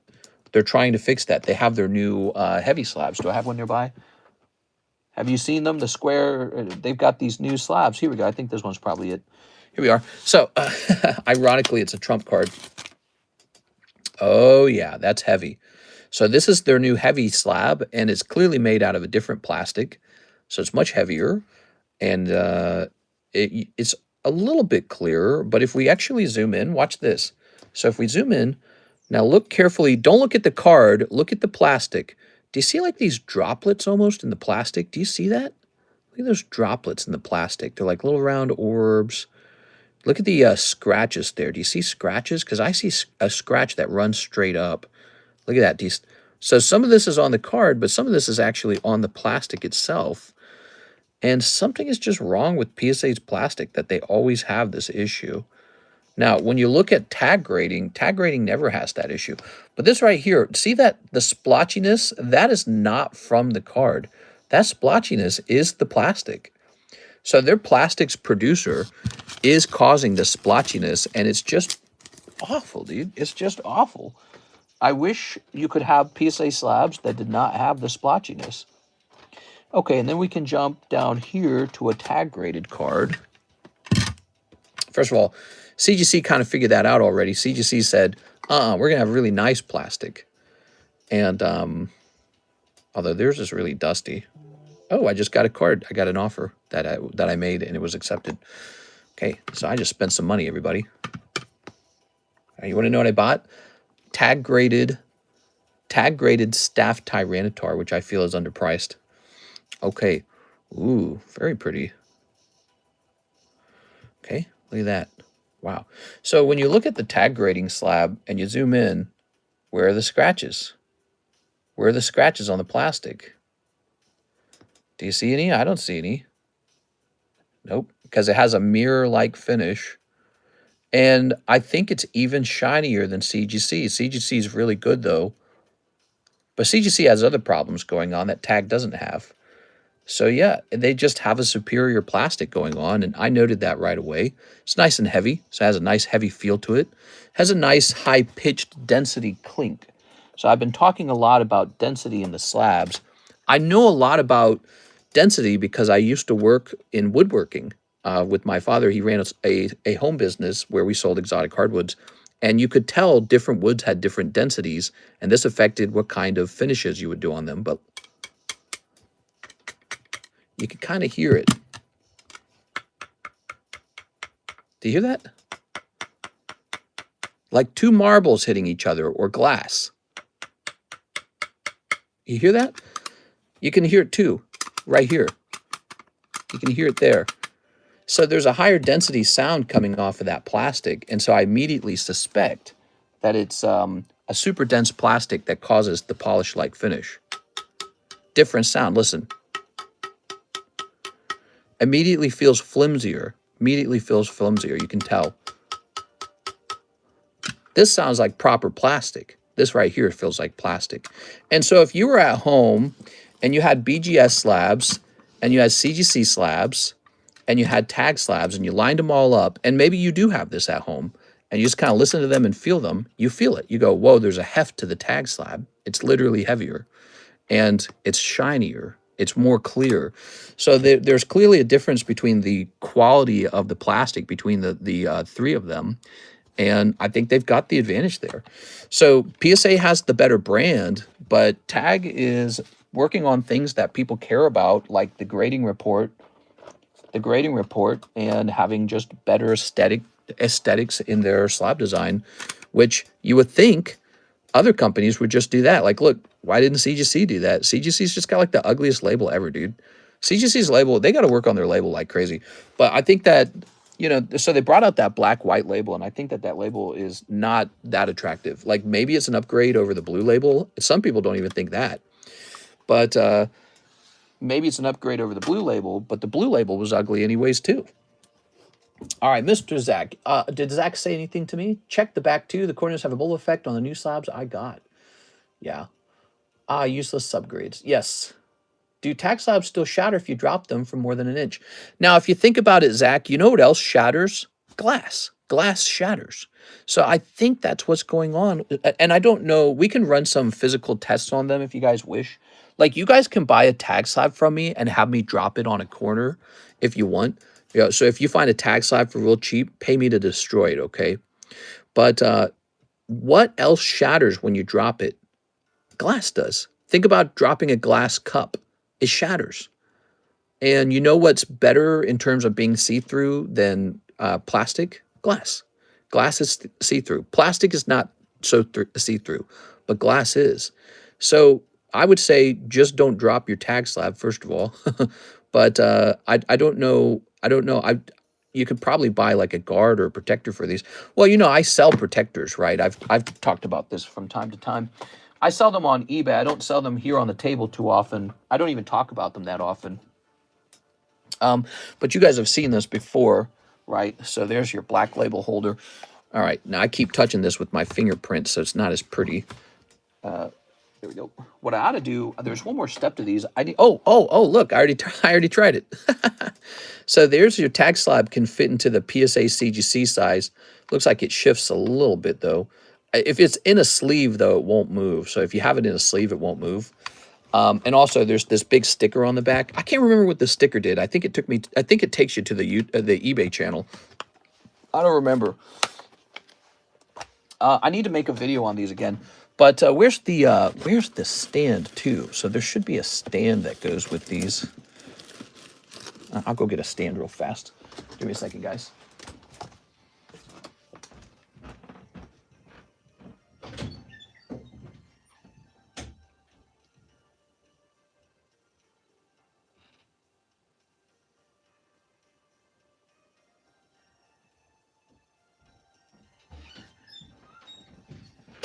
when you're manufacturing things in China out of plastic, they give you different types of plastic to use. Some of the plastic's cheaper and less valuable because it's uglier. And so I suspect TAG really spends money on the good plastic. So, you know, PSA's got a competitor. Okay, so these are the stands I had built. Now look at this plastic. So that's exactly what I'm talking about. The reason I knew that is because they talked about what kind of plastic should we use on these. And I said, well, shoot, it's just a stand. Use the ugly plastic. And they're like, all right. Ooh. This is kind of tough to click together. Let's go ahead and just put this over here now. This is just cheap plastic. You could probably do this with like a hammer or something. All right, so set that there. All right, check that out, huh? Huh? That looks nice, doesn't it? That looks real nice. Actually, I got to get rid of this one with the... I got to get rid of... I don't like the sticker on the back. The sticker on the back's so ugly. I'll be right back. I'll be right back. Give me a second here.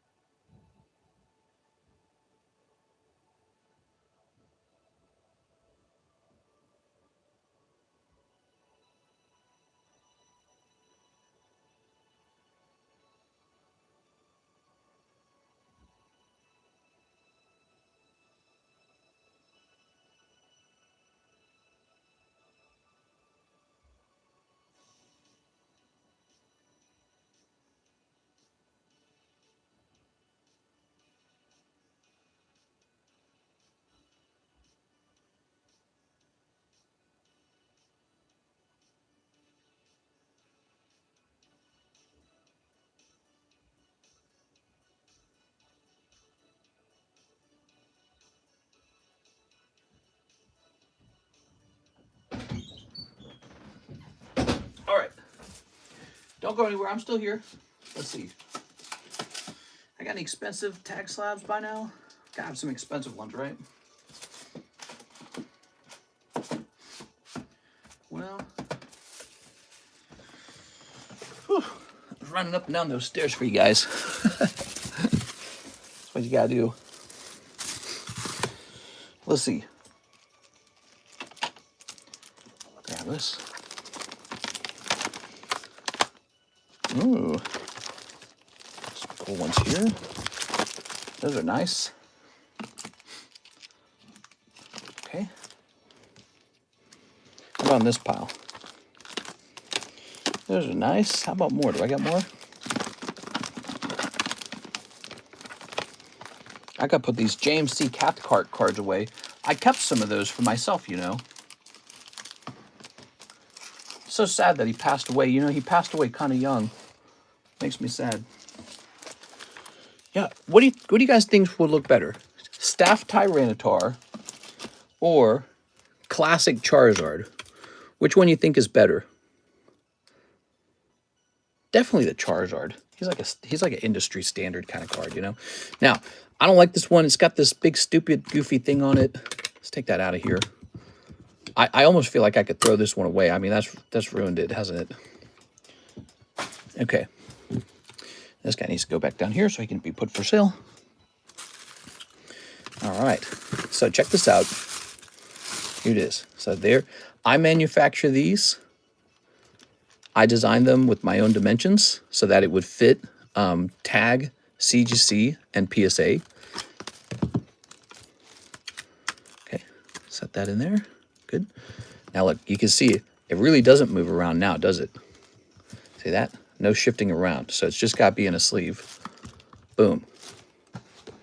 There it goes. All right. Nice. Really good. Give me that, mister. I'll pay $4 shipping.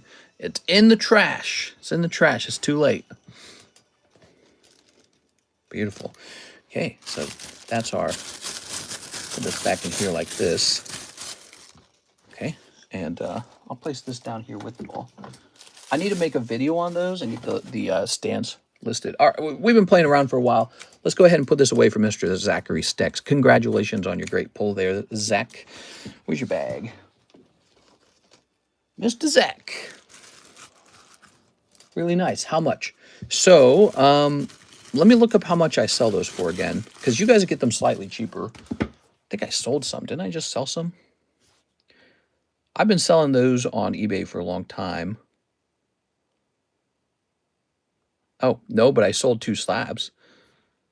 Okay, let's go over here.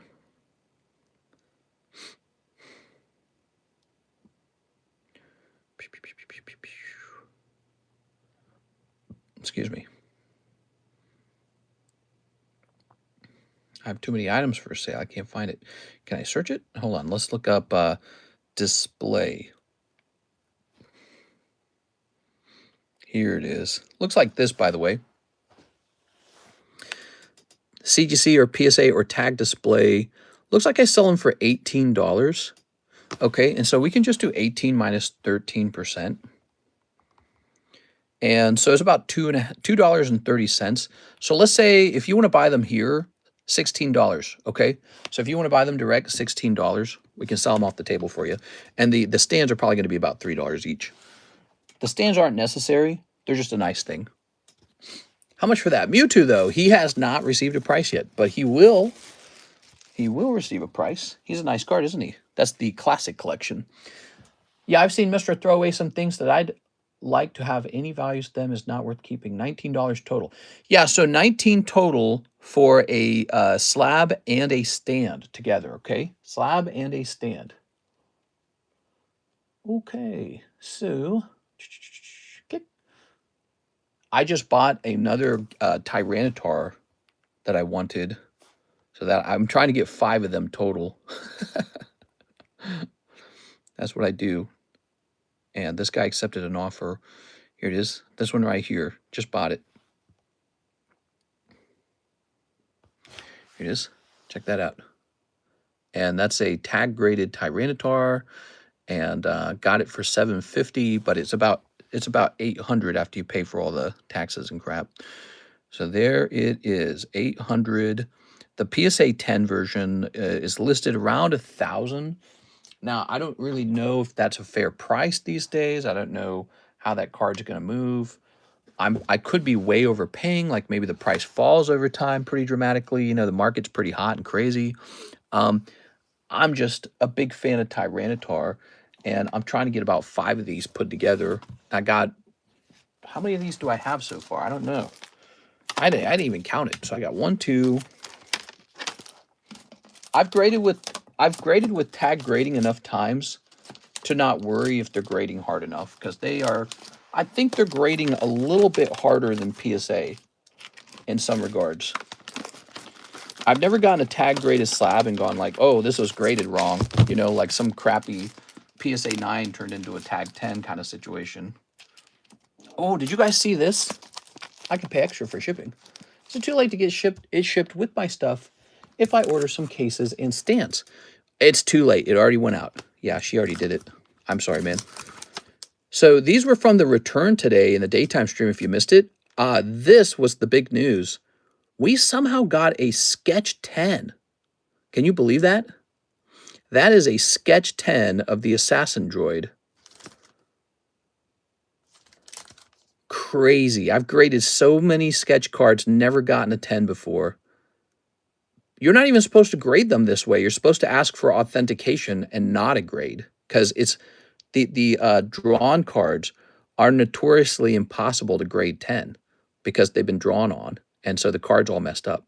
That got a 10. A 10 with the later code on it, too. I mean, I can't believe it. Crazy. We got our nice Lord of the Rings trilogy card. Beautiful. Got a nice yellow Ace of Spades Pikachu. Stacking that for sure. I got another Staff Lugia, which I started buying these up all of a sudden. And then here is, I think I bought this at Kansas City Collecticon. Here's another Staff Lugia. So I'm trying to find out how many of these freaking Tyranitars I'm actually sitting on. I don't know how many I'm sitting on. But I just wanted a couple. And again, I'm not recommending necessarily for you to go out and buy one, because if you leave them alone, if you leave the Tyrannotars alone for a while, when no one's thinking or talking about them anymore, and all of them are done grading, they're probably going to fall in price. We see the same pattern over and over again with these specialty cards. Oh, here's another Lugia. Okay. You guys, I don't know if you saw this in the daytime stream. I got these too. We're just sharing, guys. Sharing is caring. Oh, yeah. Okay. Gotta be pop one. Ugh. Who's pop one? You're popping one? I told you not to pop one.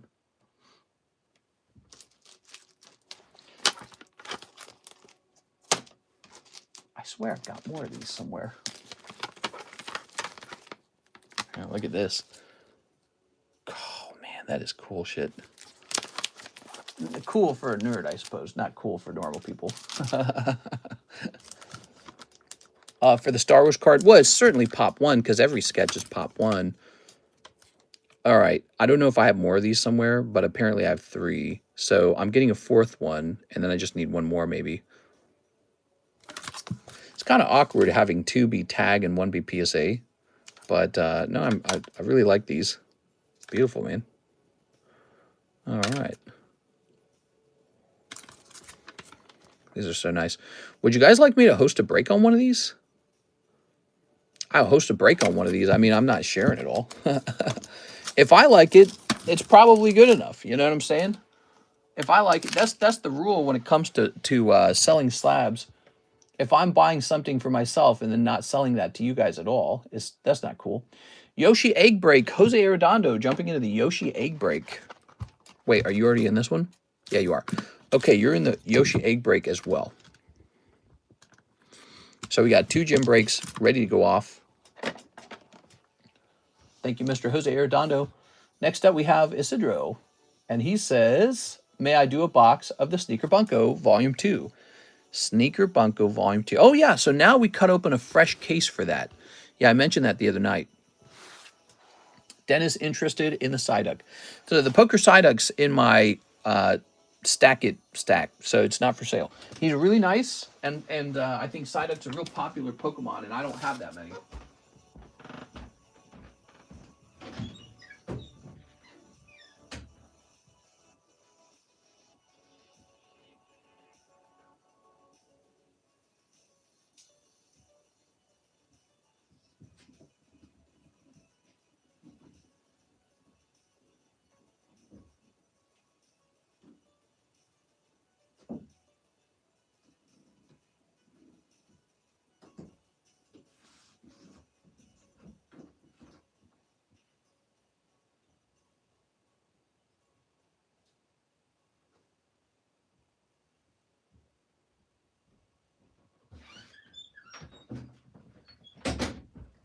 So it appears we have 8 cases, 2 master cases of this product right here. 8 cases of Sneaker Bunko Volume 2. You ready? Let's do it. My wife likes Psyduck. Yeah, girls like Psyduck, huh? You are? I'm a big poker collector myself, and so I try to keep some of it. I am supposed to make sales, though, so, you know, it's conflicting. All right. Good. Tossing that. Ooh, green-haired person. The box topper is a very important card in this set. The right box topper could be the lootest card in the whole set. The lootest cards I've ever seen in this set, they're all box toppers. So the box topper is valuable.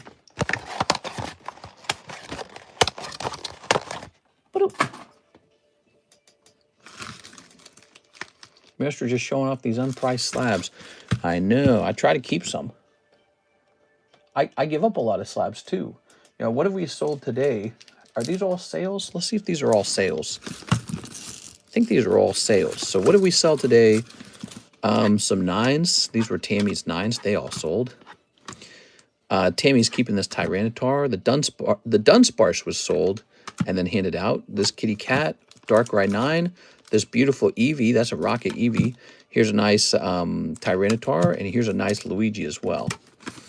So that's what's been sold so far today in terms of the slabs. Here we go. You ready? All right, let's get it. This Jolteon and Yoshi egg are close. Okay, let's go ahead and snip this. Good. And we'll snip this as well. One of the cool things I like about tag grading as well is the pristine grade is very similar to like the SGC pristine.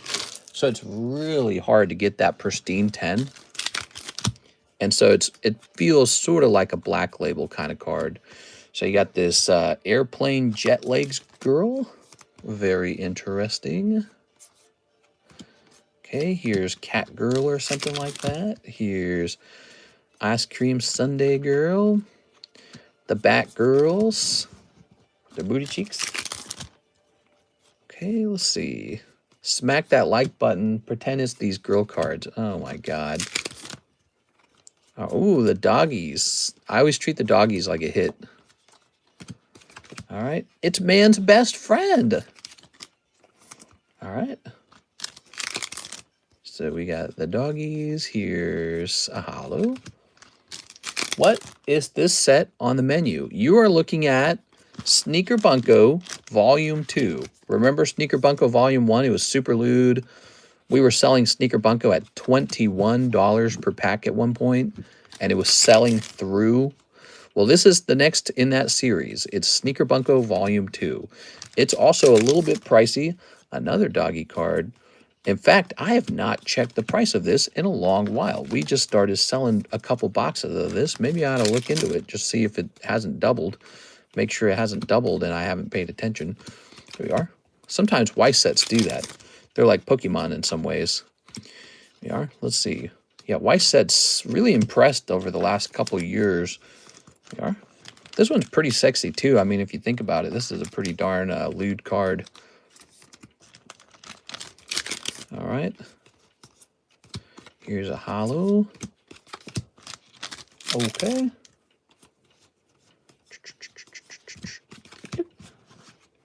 No, what? Where?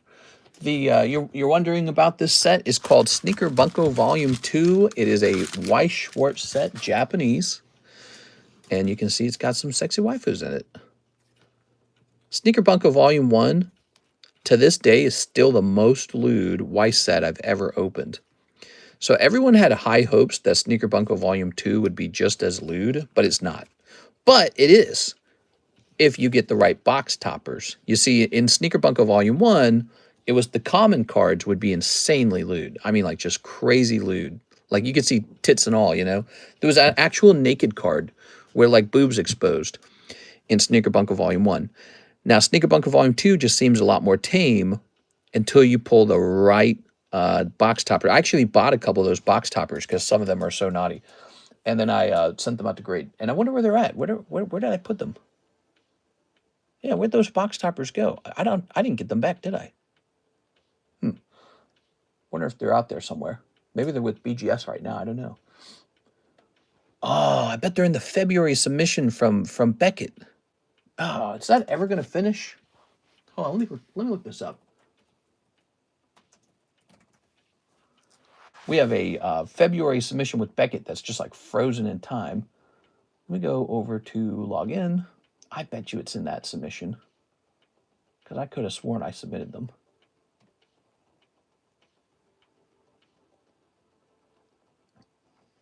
There it is. It says active, not shipped. I need to email them. I need to ask if everything's okay. Is there a way to do that right from here? 93 cards. They've got them all named.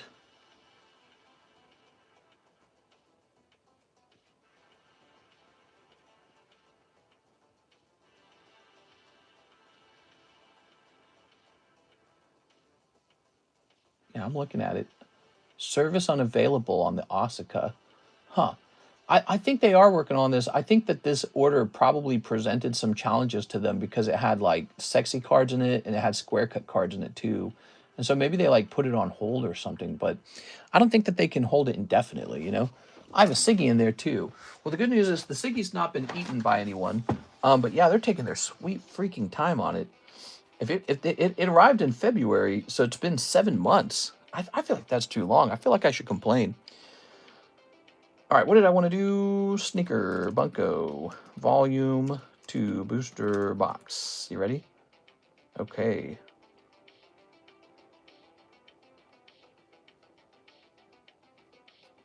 Weird. It says there's nothing available. That can't be correct. Let me jump over here. Here it is. All right. So what is a case of these going for these days? We do case pricing because, you know, loose boxes can be from cases where they already found all the sealed or all these signatures and such. So you really don't want them that way. You want them from sealed cases. Really an important idea. Okay, divided by 24. Oh, we're right on the right number. Okay, so the price shouldn't change at all. We're exactly where we want to be. That's perfect. So Isidro, let me get this into your bag. Thank you so much for the order, man. Mr. Isidro. That's a really, really long time. It might be a good idea to poke them and see what they have to say. Yeah, I'm gonna send them an email while we're live. I'm gonna get it done because if I log out, I'm not gonna get it done because I'll start working on something else. Now, Mr. Isidro, did you have a bag? Okay, it looks like I'm gonna create a bag for you. Okay. Ordered the case and the stand. Nice. Would like to buy some recent English products, such as booster boxes, ETBs. Yeah, how's it going, Mr. Pokefleet? Nice to talk to you. We sell that. We sell the latest boxes and all that. That's pretty much all we sell. We don't really sell too much of the vintage, although we have the vintage box break. We have a couple cool things. I don't know if you guys are aware of this. We have a couple cool things. Cedro Sandoval, 925. I've got one, says Isidro. Oh, okay, so I didn't see it. Let's try again. You got what, a box? Sorry, guys, let me take a quick look at this. Isaac Thomas, ID Chronicles, Israel Rodriguez, Ivan Chiquilo, Ivan Rodriguez, Irving Morales, Iman, Israel Gomez, and Ignacio. Do you ship to Bangladesh? Yep, I ship to Bangladesh. So, Isidro, you said you've got one. I don't know what you mean by that. I'm going to go ahead and pop this here. He's saying he's got a box, maybe? Isai's got a box. Okay. All right, so I'll put this here.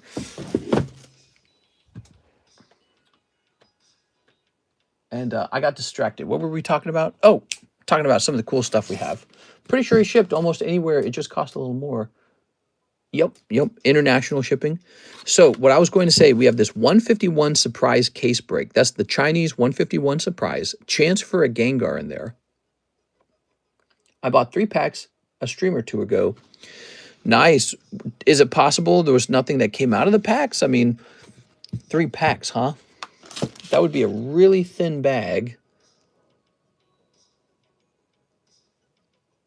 It would go in the iBox.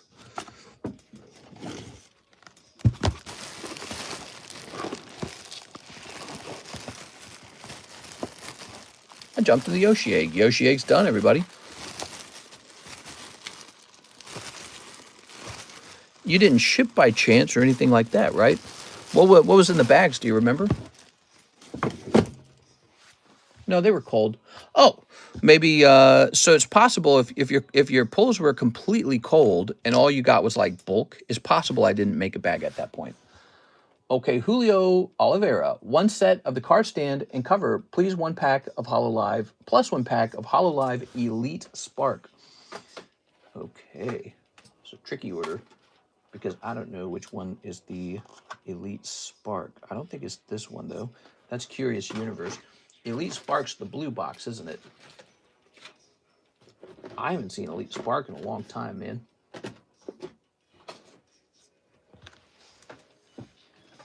looking behind me.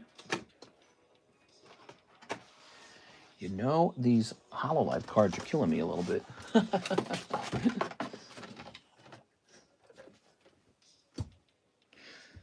I don't want to have to open a fresh box of it if we've already got an open box.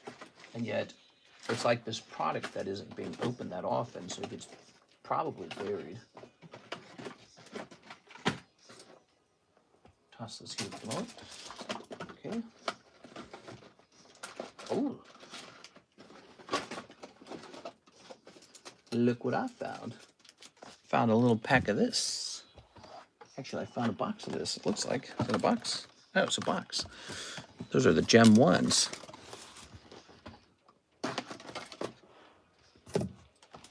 So I am not seeing that Elite Spark. I think that is going to force me to open a fresh box, which is too bad because my brain is telling me that I've moved around an Elite Spark box like 12 times, and now that I actually need it, I have to go get a fresh one.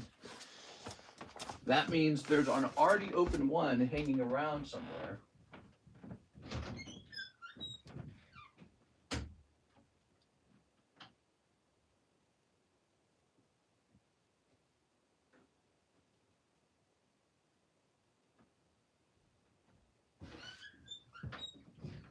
Haha, mystery solved. There was an already open box, but I took it out of the room. See, here it is. No one was buying it, so I took it out of the room and put it with the rest of the unopened boxes. Okay, so there we go. He's back. Now we know what happened.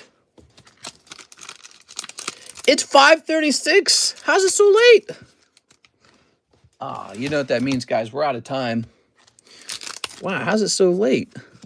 We are. Oh, man, if only Cody Hodges hadn't have said that, I wouldn't have noticed.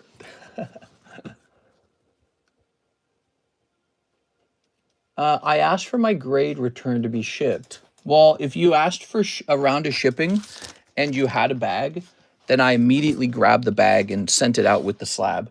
So yes, by default, we'll send those together unless you tell me to leave the bag on purpose. All right, Julio. So most likely your bag is on the way then. Okay. And you said one set of the card stand. What kind of card stand did you want? The PSA version? Or is it the BGS version? Or is it the SGC version? PSA version fits 3 types of slabs. Tag, CGC, let's see, probably PSA. 1 PSA display plus stand. Okay. PSA. There it is. Everyone note. So I just wrote a note on your bag so that when it's time to ship, we know you got to get that. All right. NHCC, 3 of the Azure lanes. Oh, yeah. You got it, man. Azure laning. We're Azure laning now, guys. Set 3. Azure Lane English, first edition. So these are the very rare first edition booster packs because you can't really find those anymore. They sell out and then they're just out. Speaking of which, I wonder if, no, because we got the Japanese version for those other ones. Although I wonder, I was just about to think, for the Sneaker Bunko Volume 2 that we're selling, that's definitely first edition. But they don't always state that on the box when it's a reprint. So I wonder if the ones I was looking up online were reprints, and I just didn't know it. And there's a big difference between reprint and first print. First print's always in gold. They have gold signatures. Reprints are silver. So I don't know if they talk about that on the Japanese boxes though. Here it is, Mr. NHCC. This time, Mr. NHCC, just some hollows. There you are. Ooh, left arm still hurting. There you are. All right, you guys gonna play some? Are you guys gonna play some Elden Ring with me right afterwards? Here we go. Use SC for a shuff. Okay, Isidro is complete. Pat Gibbs says, "Jump me in the Yoshi egg battle. This is a gym break. I've never battled before. Oh, you need a card. So we like to call them gym breaks. Yes, that's the official name." Gym break. Pat Gibbs. Okay. Very nice. And let's go ahead and pull this out. We've got Jose Arredondo. I know he's looking for a secure win. No. The Yoshi egg, not the Jolteon. Sorry about that. Oh, but we do need his card. So wait a second. We do need his card. There it goes. That's what I was doing. I was doing that correctly, actually. I was grabbing his card out, wasn't I? Okay. Weiss has changed the way they do things for newer reprints. Nikke's reprint has gold signatures. Oh, interesting. Okay. Maybe it's just for English cards they have that rule. I don't know. You ready? Jose Arredondo and Pat Gibbs. Is shipping extra for the stand? No, it should still be $9. Yeah, we should be all good. Should be $9. Oh, that reminds me. Miss Alexis asked for new shipping boxes. Okay. Okay. There goes. Oh, not bad. Tyranitar for Jose Arredondo. That's not bad. Are you nervous, Pat? Here goes. Pat, you're pulling.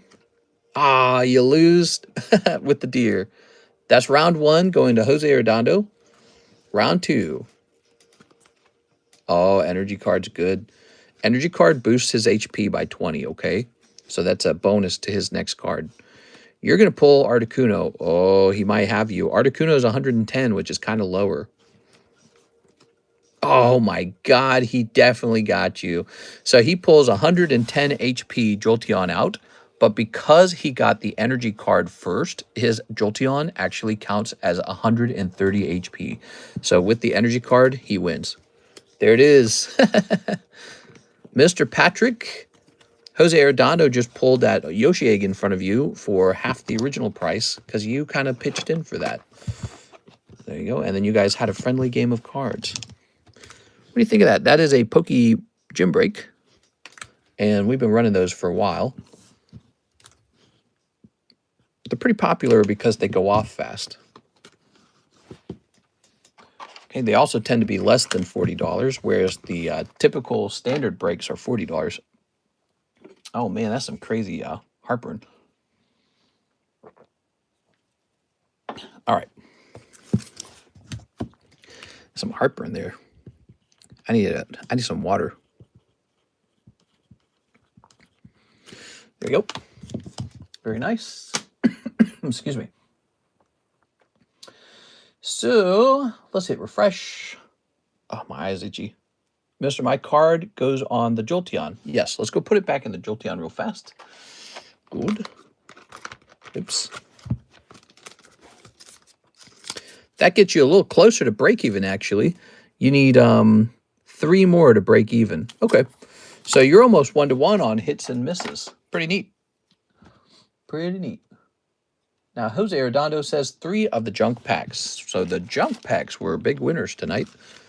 Junk packs popular. No waifu shuffle for me? Use SC for waifu shuffle. Okay, it sounds like you ordered the waifu shuffle and that I missed it. Let's go take another look at that real fast. Let's see. Jose Arredondo says 3 Azure Lane English First Edition. I'm confused. Did you also order a waifu shuffle? Let's see. I don't see you ordering one. Are you just saying that you're asking if you're getting one for free? Not ordered, just decided after. Here we go. So Jose Arredondo, let me get you these 3 junk packs as I try to understand what he's saying.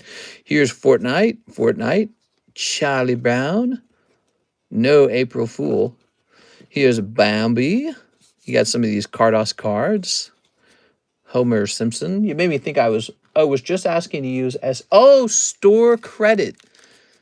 You have to remember I was house shopping all day. And so I saw SC and my brain did not see store credit. It saw South Carolina. Gotta be careful with those acronyms. Here it is. So you would like to use store credit and open up a, yeah, we can do that. We are. Open up a waifu shuffle. Just one. There we go. Ooh. All right. Yeah, it looks like you said use SC for a shuff, and my brain definitely did not translate that into anything. Here we go. I'll pay with South Carolina. Yeah, well, my brain gets tired by the end. I promise you, my brain gets real tired. Here's, I'll bet he's still sleeping. Ooh, no rest stops for the next 16 hours. I actually go to bed pretty quickly after this stream ends, so this is right next to my bedtime. And you know, dementia hits the hardest at bedtime. It's called sundowning. Jose Arredondo. Mr. Jose Arredondo. Let's see. Here we are. Okay. Should have $21 left. Hey, Mr. Zach. All right. So, NHCC. Here it is. With $21. Okay. So you technically got that dollar left. $1 is $1. That's $1 off of something. Could be a $4 Poke Shuffle. Now, let's go grab this waifu shuffle. Okay. I'm looking for the big hit in this waifu shuffle. You ready? 1, 2, 3. And shaboink. Oh, PSA 10 Bonnie Alt. There you go. Hitting big in the waifu shuffle. I'm not surprised. I mean, there's a lot of cards in here right now. Bonnie Alt. 026 it says. Bonnie Alt. What is that? None of those.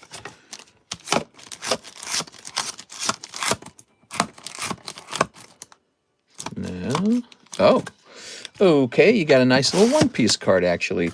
So there was a time period where we added a couple one-piece cards into here. I don't know if I'll keep doing that. I think the rule has to be for the waifu shuffle that the cards really do kind of have to be sexy. Like, I could put Princess Peach up in the waifu shuffle, but nobody's collecting her like a waifu. So I don't know if anyone collects this card as a waifu either. So we'll keep that in mind for the future when we're adding slabs in. But the ones that are already in there got to stay. Oh, yeah? All right, nice. Or you guys could give feedback how you feel about it. Did you guys see the new Bowser break? $40, 1 in 8, including a star spot. And you get PSA 10 Bowser, retro Bowser. It looks absolutely stunning. And you get this Mario stomping on dry bones, but he looks pretty concerned. So there you have it. All right, lovely. Now, I'm going to go ahead and hop off now, I think. I think that's all the orders. We had a fantastic Tuesday night stream. It actually was a lot more busy than I thought it was going to be. We priced up so many slabs. Tomorrow is the Wednesday daytime stream. I hope to see you guys there. And I think we'll be in vertical mode. All right. See you later, everybody. Have a nice day.